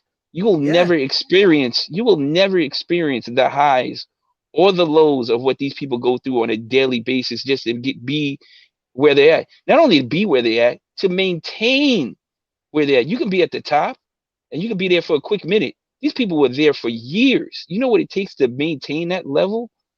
The Exactly. the mental wherewithal to maintain that type of status in your profession. It's ridiculous. And it kind of goes with Dan's point about the fans coming back. It's, you know, when they weren't there, we kind of missed them. But now Right, that they're back, we're seeing videos of more fans fighting in the stands. I don't know if it's just more people are taping it. It always existed and I never noticed. right. But we're seeing more boorish behavior, more ignorant behavior. I think a lot of that stems from everyone has a soapbox now. Everyone's got a Facebook or a Twitter or a TikTok where they could just run their mouths without any Well, knowledge. what bothers me is they think because they paid money for a ticket that you have to perform. Oh, You know what I'm saying? I paid my money, so I need you to do this. I need you to drop 30 tonight because I paid X amount of dollars to come see you play tonight. Meanwhile, every they were doing this with no people in the stands. You know what I'm saying? So it's not like because you paid money for a ticket that they every were out here performing. Go ahead. every ticket says the same thing. Card subject to change or something to that legal effect. You are not Right, guaranteed LeBron James to be there when the Lakers come in town. You're just guaranteed the Lakers to be in town. And right, and and I think I don't know if it's because of gambling purposes. I don't know if it's because of fantasy league. I don't know if it's because of video games, but fans treat, and this goes to my to what you're talking about, Simone, about fans treat these athletes like their property or their right, pixels. And it's right, like, yo, the only thing you're owed is entertainment. I don't care that you got a luxury box or you're in the cheap seats. All right. you're owed is entertainment. And I think fans feel that P word again, the sense of privilege. There's a lot of and it's weird with sports because it doesn't matter race, socioeconomic. There's a sense of privilege by a large segment of sports. I've I take a lot of shit from my friends, but I sincerely believe this. Sometimes the worst part of sports and sports business is the fans. Like they make it toxic. Whether it's like you were talking about the Seth Rollins fan, the people criticizing Naomi and criticizing Simone, um, what's her face? Jade Cargill in AEW was complaining that she takes a lot of shit for being a strong black woman in pro wrestling. There is some truth to that. There is a lot of truth in that. And so it's one of those things with the fans where it's look. I was at one of my highlights this year was I was at Grand Slam for AEW, the AEW show, and to see it was just so loud and the sense of community. And it's great when fans are on that positive vibe. But all it takes is one asshole. That's all it takes. Just that one asshole to run in, try to jump Seth Rollins because you think he owes you money or something. Which Seth Rollins don't owe you shit. The only thing he owes you is entertainment. Did That's Mhm. you it. see did you see the video where Nate Diaz punked some dude when he was walking by? He flinched at him, Yes. and he dude Yes. dropped his whole beer and everything like Yo, that. But that's scared. yeah, I saw Don't be that, and scared, homie. it was because too that same dude was real tough guy to somebody else who was smaller and lesser than. I think at like another event, the same dude was the big bad tough dude. You know what I'm Your saying? man lost all his shit in like 3 seconds. Mhm. And So that's the thing, yo. was that your You worst, don't. Ed? Did I walk back No, no, into that? no, Was oh, no, okay? no. We're That still on was TJ shit. TJ's. Yeah, Okay. my worst. Man, I cut this guy. It's a tie. The second one will be quick, but man, I cut this guy so many breaks, so many breaks. Everywhere he's gone, I've always given him breaks, and now that he's on my team, but Kyrie Irving just got like, yo, straw that broke the camel's back. With the whole vaccine thing, and I understand everyone's got their own belief with it, and I actually like that he was more upfront about things as far as like, look, this is how I feel. Maybe I didn't agree with his belief, but it's just the way he went about it. It's like, oh Jesus Christ, again with you. It's always something with him, and even me, as patient as I've been with him, I feel like the Nets, even though they draw me and like 5 other people from like Flatbush Ave, like at their games, they're on the verge of something special as far as the product on the court. the glimpses that we got, you were talking about the Knicks being in the playoffs, the glimpses that we got of Harden, Kyrie, and KD playing on the court together. Put aside your animosity towards the Nets, whether it's because of KD or you're a Knicks fan, whatever. Put that aside Right. for a second. That was beautiful basketball to watch. It Of course. was. And when Yeah. it was clicking, it was beautiful basketball to watch. And so for him to be like, and part of it's my bias. I got to own my biases as a fan and my own ignorance as a fan to be like, oh, this shit, something again, like just as things were seemed like they were going great. Now, to his credit, there was communication between him and the team. There's no animosity either way. Ownership gave him that leeway. He's in a position economically to take stands that most of us in the regular real world cannot take.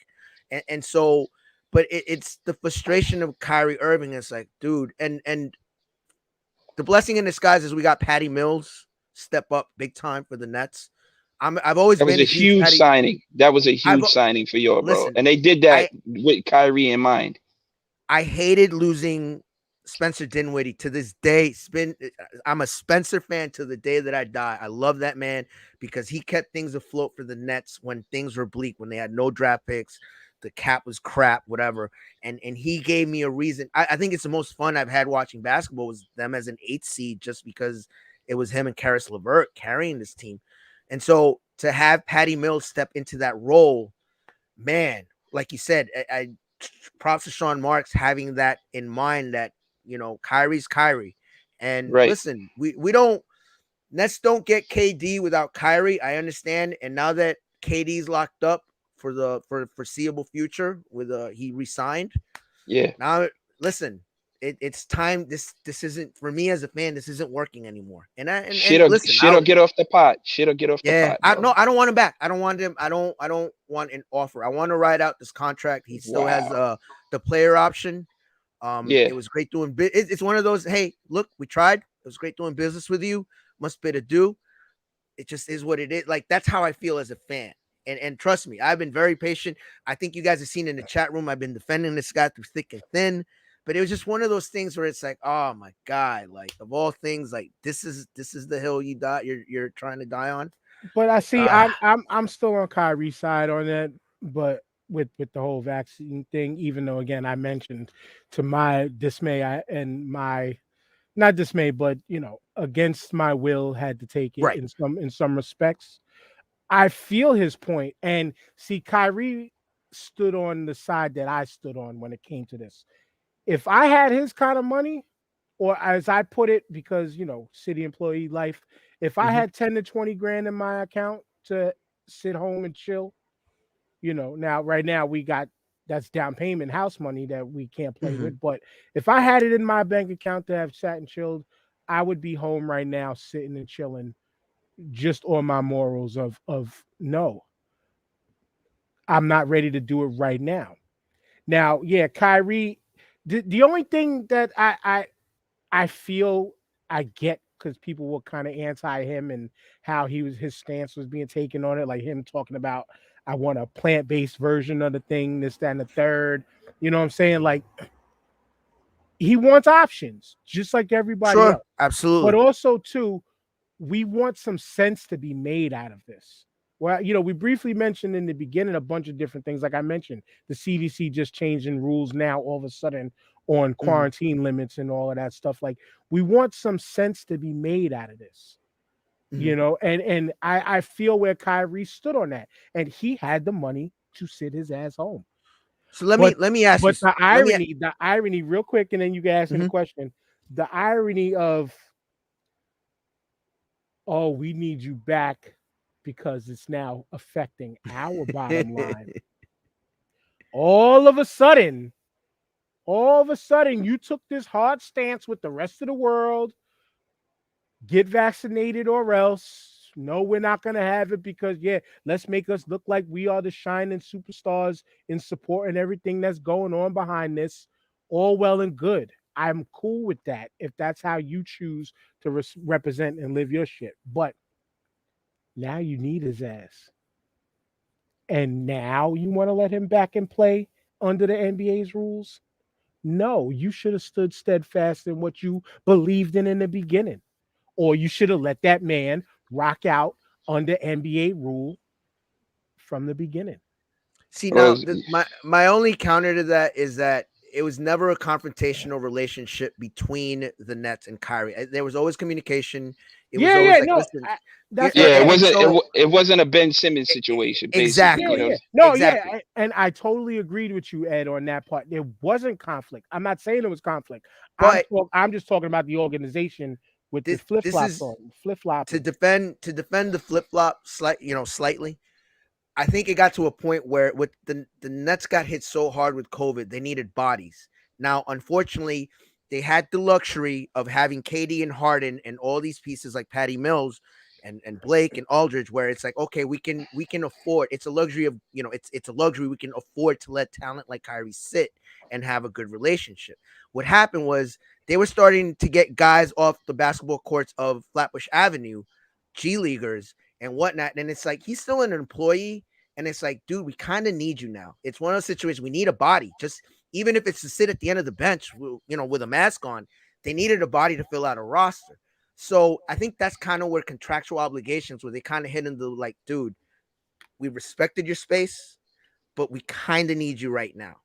And I think that's because it was such an open relationship of communication between all parties involved. I don't think that there was it was never negative. I don't feel it was negative. Yeah, no, But I never said it was I never right, said it was negative. right, I just said you organization, sure. you wave this big bright flag of, hey, we're on the side of what we think is, which I'm sure even in the organization, because we already knew a lot of sports organizations out there across all leagues, a lot of those rich owners, motherfuckers, they didn't want to take this shit either. No. And to your point, adding to your point, you can afford to take the stance, the Nets, when you have Katie and Harden. Like Yeah. if it was Dinwiddie and Karras, I'm not sure the stance is taken of like, hey, Exactly. absolutely, So, absolutely. But it what was the comes, question? I was gonna ask you, do you feel he's the right messenger?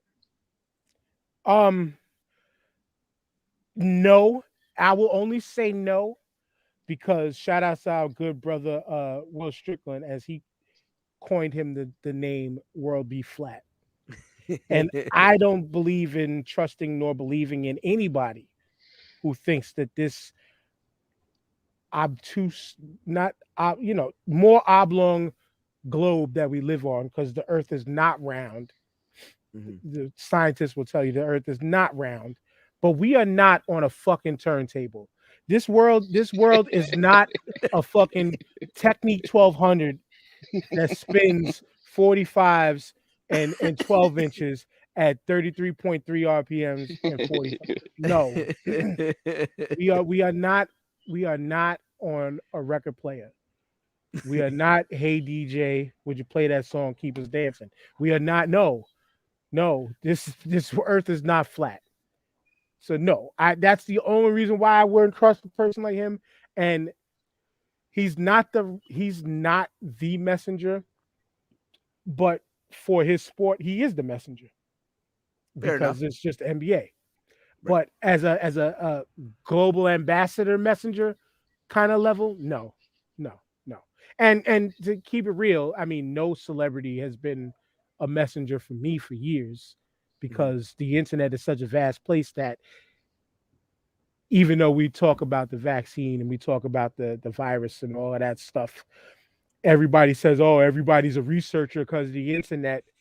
Everybody can be a fucking researcher because of the internet. Why the hell do we have such a vast amount of space to learn and to build and gain more knowledge?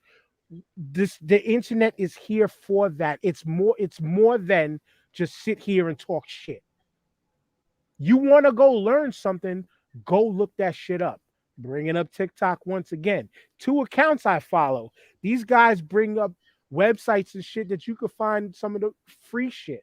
And they'll call it websites that feel illegal to know. But they're resources. That's what the internet is for, is their resources. And and shit like this. Exactly, Hollis. But we still got motherfuckers who think his airness invested in prisons. It was a white man named Michael Jordan. Yeah, and these facts are out there. We would Michael There's a have white Q Michael. Jordan. There's a white Michael Jordan. There's a There's white a whole Michael Jordan. alphabet of Jordans. yes, There's a whole There's alphabet. more than there's a more than one person with There's the Michael B. Jordan. There's Michael the name Michael Kelly Jordan. Jordan. Yeah. thank you, internet, for educating us on that. Thank you, internet. Now real life can do the same thing. Irony, my daughter wanted Red Lobster for her birthday dinner, so we did that. We're waiting to get seated, overhearing somebody giving their name in. I just happened to hear another person with the last name Dinkins. And I had to say to the guy, I was like, hey, I couldn't help but to hear you. But we got the same last name. And he just kept it on move. He's like, oh, yeah. And then went to his seat. And it was just like, holy shit. TJ, you got a non-rare last name, you know what I'm saying? But Yeah. Molina isn't that hard to find. There's other Molinas. Dinkins, I haven't found too many Dinkins out there. You know what I'm saying? That might or might not be my family, other than the ex-mayor. Hence why they call me the mayor. But you learn shit. You learn is the only reason. Like, you learn things by being open-minded, using the tools that you have in front of you. It's not just me. Exactly. But you mean there's another Daniel in this world?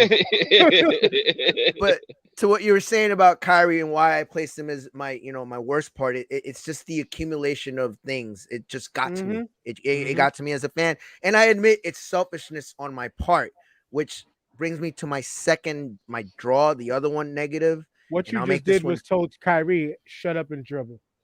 Yeah. No, but to that really quick to that, you're not wrong.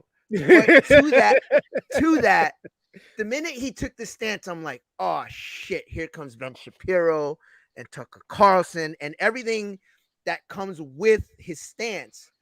That was the part where I had trouble blocking it all out. Even though I stopped kind of watching CNN and Fox to a degree, it was like, oh, dummy, what the fuck have you done? Like, now you're gonna have Ben Shapiro, He opened Pandora's box, is what he did. Yeah, and that's kind of more what I mean. It's not so much to shut up and dribble. It's like, yo, just shut the fuck up. Just stop. Just shut up. Like talk about mental health. That's cool. Go burn sage. That's cool. Go. Hit him with the John B. Just don't talk. Yeah. Maybe just groove with us. Take a chill. But it was.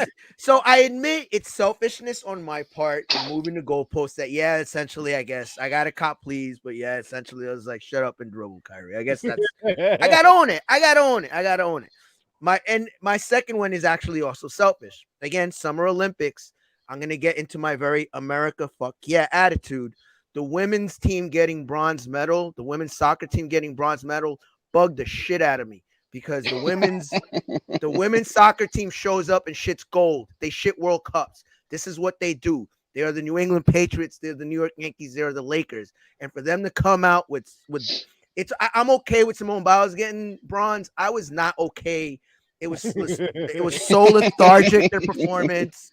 It just they didn't seem like they even want to be there. Maybe they didn't want to be there. I don't know. But I was very disappointed and angry. That's the standard of level. And I admit it's a very fuck yeah attitude, but it's one of the few American highlights that I have as a soccer fan. It's the women's team. And so for them to underperform, most people are satisfied with the bronze.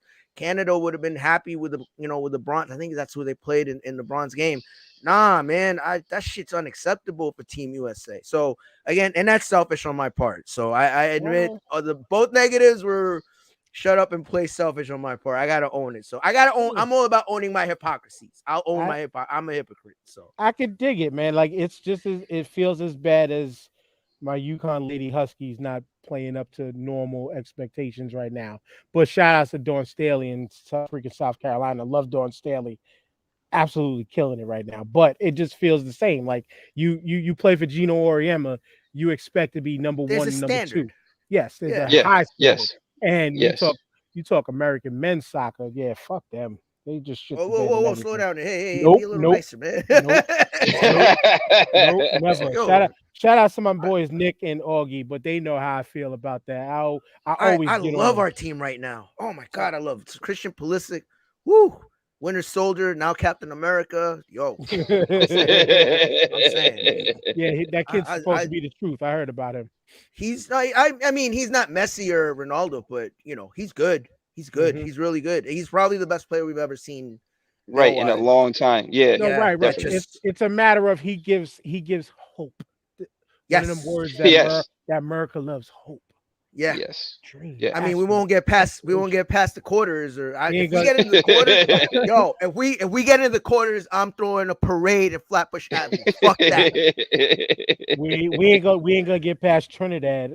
Why you gotta bring old shit back? Like, it hurts my heart. I forgot about that. I was just throwing Oh. Trinidad out there. Yeah, I Oh, forgot. Yo, man. that still hurts my heart, man. Oh, Oh how we man. lose that? Oh man, yeah, that was our Waterloo, the last World. That's why we didn't go. It's Trinidad and Tobago. We lost in some high school, like gym or whatever. Like, oh Jesus, we pour millions into this mother. Never mind. Listen, I'm getting very mega.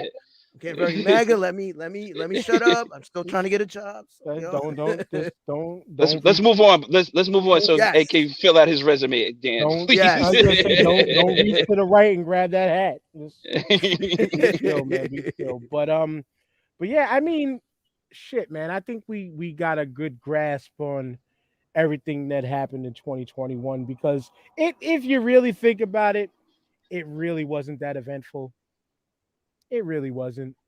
I mean, we got a new mayor elect in there, and I was anti-voting him in, but you know what? I gotta take the wait and see approach because hopefully he can give us more money. I'm a city employee. Hopefully he can get us more money, even though word was otherwise. Word was cut back and things like that. He's talking about cutting waste, but we always hear that coming Yeah. from every incoming mayor. You know what? I give him props for diversifying his staff. Like he's got a bunch of women of color on his staff, and like he's bringing all these new faces in. So I got to give him props for that. Yeah, that's all well and good, but then you know what? I'm gonna leave that alone. I'll say Actions that. speak louder than words, Dan. Actions speak louder than words. And that's exactly it. Peace, Brian. Was good, brother. But yeah, man. I mean, so far, 2021. Let's just kind of cap it off and say it is what it is kind of year. Like it was 2020 part 2, in a way. Ooh, It was Ooh. 2020. The flavor in your ear remix. Oh, we had to do a remix, right? COVID, stay You out know we had and to do play. Yeah. Niggas get mad. I get more vax than ashtrays. Fuck a fair one. I get mine the sick way. No mask way. Niggas with sore ventilators. throat. Far from handsome. I choked. What you choking on? More throats than roses. I love freestyling dumb shit. I could just keep going if I wanted to. But yeah, man. I mean, hey, 2021 has been 2020 part 2. The it is what it is type of year. And I mean, hey, I can't say I'm glad that it's gone, but hey, like I said, this was a give or take kind of year for me. I'm just hoping, not a resolution person, more about that action boss. I'm more about trying to really do some shit and really make change in that way. First off with, obviously got to start it off with just being a better husband, better father, getting my brain together so I can do that. Because I do feel like I kind of took away mentally from them first. You know what I'm saying? Like I took my step backs in trying to figure out who the fuck I am at now 42 years old. It kind of felt like it took away from them, but sometimes it doesn't feel like I took away from them because in essence, it's me trying to find myself to be better for them and everybody around me. And that hunger for more always still sits within me. The want for more success and positive and just to elevate the creative shit that I love to do, the things that I love to do, to put those things back into the forefront and make shit happen is more of the goal in 2021 and 2022. I shout out to Hollis as always. He says, I'm gonna quit drinking and smoking for a month. So I stocked up. So I can go all out before the new year hits. Hey, I don't know the proper salute, man. I think it's coming tucked in, but I salute you, good brother. I wish I could smoke. Hopefully coming soon, but I'm not saying that too. But yeah, man. I there's mean, edibles. There's edibles out there. I'm just saying. randoms, randoms. Oh yes. Some city. Yeah, you're right. Never mind. Yeah, but yeah, man. I mean, like I said, 2022. Just hoping for better. Ed, what you got? For 2020, I'm the type of person where it's like you said, the action. Sometimes it's about building things to look forward to. And to be frank, like, listen, next year, barring that the Omarion doesn't get worse, I'm gonna go see Rage Against the Machine for the first time in my life. I'm a huge fan of that band. Dope. Nice. I got gifted tickets to go see one of my favorite bands, Killswitch Engage, and they're touring with other two bands that I really like, August Burns Red and Light the Torch. I really love Light the Torch. They have, oh man, I'm blanking on his name, but the lead singer used to be the black lead singer for Killswitch Engage. So I know that he's gonna jump on stage with Killswitch, and I know I'm gonna be in the mosh pit for the first time in like 5 years. So I know I'm looking forward to that. And don't get hurt. Don't get hurt. I mean, yeah, inevitable. You know what it is. So the last time I was in a mosh pit, I did something called the Wall of Death, where it's like, if you watch Braveheart, it's like two walls of humans. Oh, I've seen that. Like this. I've seen that. Yeah, that's crazy. So little old me, this was Roseland Ballroom, the last metal show there. Is the second to last show. Lady Gaga closed out the Roseland Ballroom, and so they do it with a song called Black Label, Lamb of God, and Randy Blythe goes, you know what to do, and so everyone lines up. And everyone starts going for it. Now I'm at the front like an asshole instead of the back of the pack.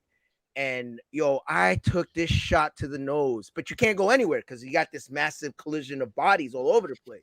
But I took this shot to the nose, or I was like, oh, I'm never mosh pitting again. And I haven't.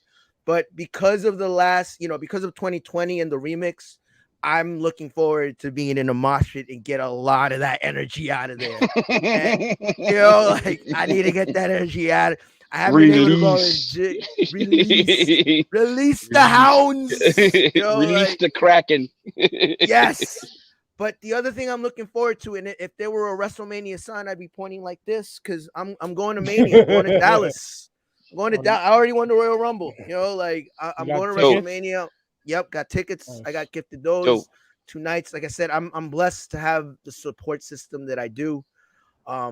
That supports me never growing up in my Arrested Development of wrestling and heavy metal shows and whatnot. And so, barring that the shit don't hit the fan, or there's no alien invasion, or, I don't know whatever comes. To me, it's about building things to look forward to and spending more time with my family, because like I said, I spent 7 years sprinting a marathon. So I'm taking more time out to appreciate, my people all around me that have actually supported me in all of the shit that I put them through. So, to me, it's trying to not toxic positivity, but staying as positive as I can, and making plans to things that I enjoy. Try to squeeze out the most that I can, because man, 2020 and the Flavor of the Year remix. Oof. And Ed, I got to give you a quick spoiler before TJ goes. Mercedes Martinez is now All Elite. Oh, okay.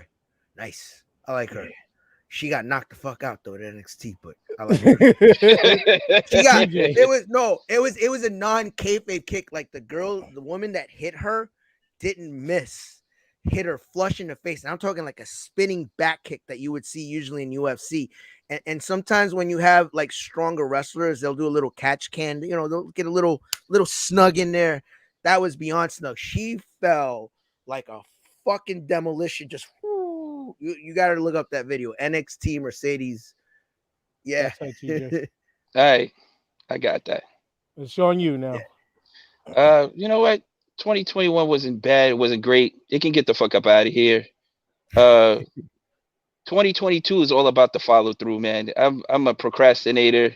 I'll start something and never finish it. You know what I'm saying? So it's all about the follow through this coming year, and dotting the I's, crossing the T's, just getting real buttoned up and finishing what I started. You know what I'm saying? That's all. Because if I finish what I start, I'll be in a better place for myself, and building a better future for myself and my family. So that's where I'm at with 2022. Just finishing what I started. Now, com- being complete. You know what I'm saying? Like finishing the Jedi training. Like Vader always say, if you finish your Jedi training, we can rule the galaxy as father and son. Yes, that's what I want to do. I want to finish my Jedi training and be complete, fully on, full blown, and be out here doing what I need to do, doing what I'm supposed to do. So that's what I'm looking forward to, and I'm very excited about it. So I'm putting my practicing good habits, you know, making sure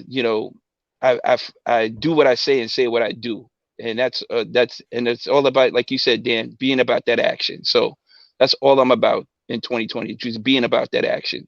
Do I want all the smoke? I'll take all the smoke with the good and the bad, as long as the end result is positive. Like you said, Ed, it's all about being positive and finishing on a good foot. So that's where I'm at with 2022. Just finishing what I started.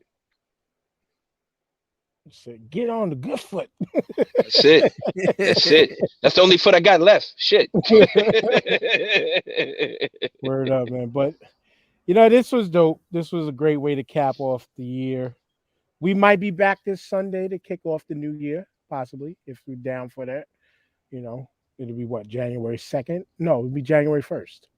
No, January 2nd. Second. Yeah, January second. So Second. we might be back on the 2nd. I'm with it. As I mentioned, man, things to change and to come with the starting five. Again, full transparency. I'm thinking about eliminating the group, and y'all might have to all just join us on the fan page, because, again, as I've asked y'all, one of the questions to join the group was, will you support the show, share the show, this, that, and the third? And guess what y'all are not doing? I hate that I feel like I'm reading y'all like that, but I got to be honest, because I can't see y'all face to face to say this stuff to y'all face to face, and I would say it to you face. Damn, what about that thousand comment thread, bro? We can't get rid of that. That was You're right, yo. Yeah, so the group might have to. Yo, we forgot about that. yo, TJ. we gotta come do on, the anniversary. We gotta do the anniversary. Yeah, no, I'm just being transparent and saying I'm thinking about. I thought about it. You know what I'm saying? I thought about it. I really thought about it. I'm not going to do it. The anniversary is coming up, Ed. It's in a couple of very weeks. soon. Oh yeah. Very soon. Like, that's one of the joys about what we got going on in there, is that this shit is over 1,000 comments and shit, and it still ain't here yet, motherfucker. It still ain't here yet. I'm still a waiting whole year. for A whole fucking year. I'm still waiting for baby Jesus, the flying spaghetti monster, and Buddha to rise from their graves. I saw a great tweet. I saw a great tweet where someone said, "Is these motherfuckers celebrate the Civil War? What do you think they're gonna do for January 6th?" Which I was like, "Oh shit, It's gonna might really turn up. They might turn up for this." Like, it's gonna be barbecues, American flag bikinis, and "Don't tread on me" panties. That's what's gonna be. The snake right on there. Poison pussy. That's what it's gonna be. That's what's gonna be. Don't tread on me, motherfucker. Like I said before, y'all been tread on already if you woke the fuck up. But I digress. This has been dope, y'all. Ed, you're always welcome to come back. We got a lot of things. Invite, man. We got a lot of things coming, man. As we mentioned the last episode, I believe, if not, it was the episode before. The brother Jamal Green is going to be a little more regular part of the team soon. And that's what's up. This production might really get produced. I'm loving it. We'll save more of that later, but it was okay to talk about it then. Like I said, things are going to change for the Star 5 podcast. Continue to, if you haven't been already, Keep sharing the product. Please share the podcast threads. UPC code. Please keep following us. We're not in the supermarket, TJ, so please follow the QR code, not the UPC. Yes. we are Yes. not at the bottom of no. We are not at the bottom Stay of wall no bounds. Pathmark, no frills cans. Pathmark. White labels with the black letters and the blue and red stripe going up the top. Yeah, boy. Never forget. But Never forget. yeah, please keep scanning that QR code. Please keep sharing the content, especially share the podcast feeds. Join us on the TikTok as you see right there, the Instagram. You can find all of that in the QR code. I'm pointing semi-correctly. You got now it. You good. Now I'm pointing too. But that's it, y'all. For everybody here, peace. Peace. We'll see y'all next year. Hashtag disposable planets. Disabled planets. Disabled planets. Disabled planets for 2024.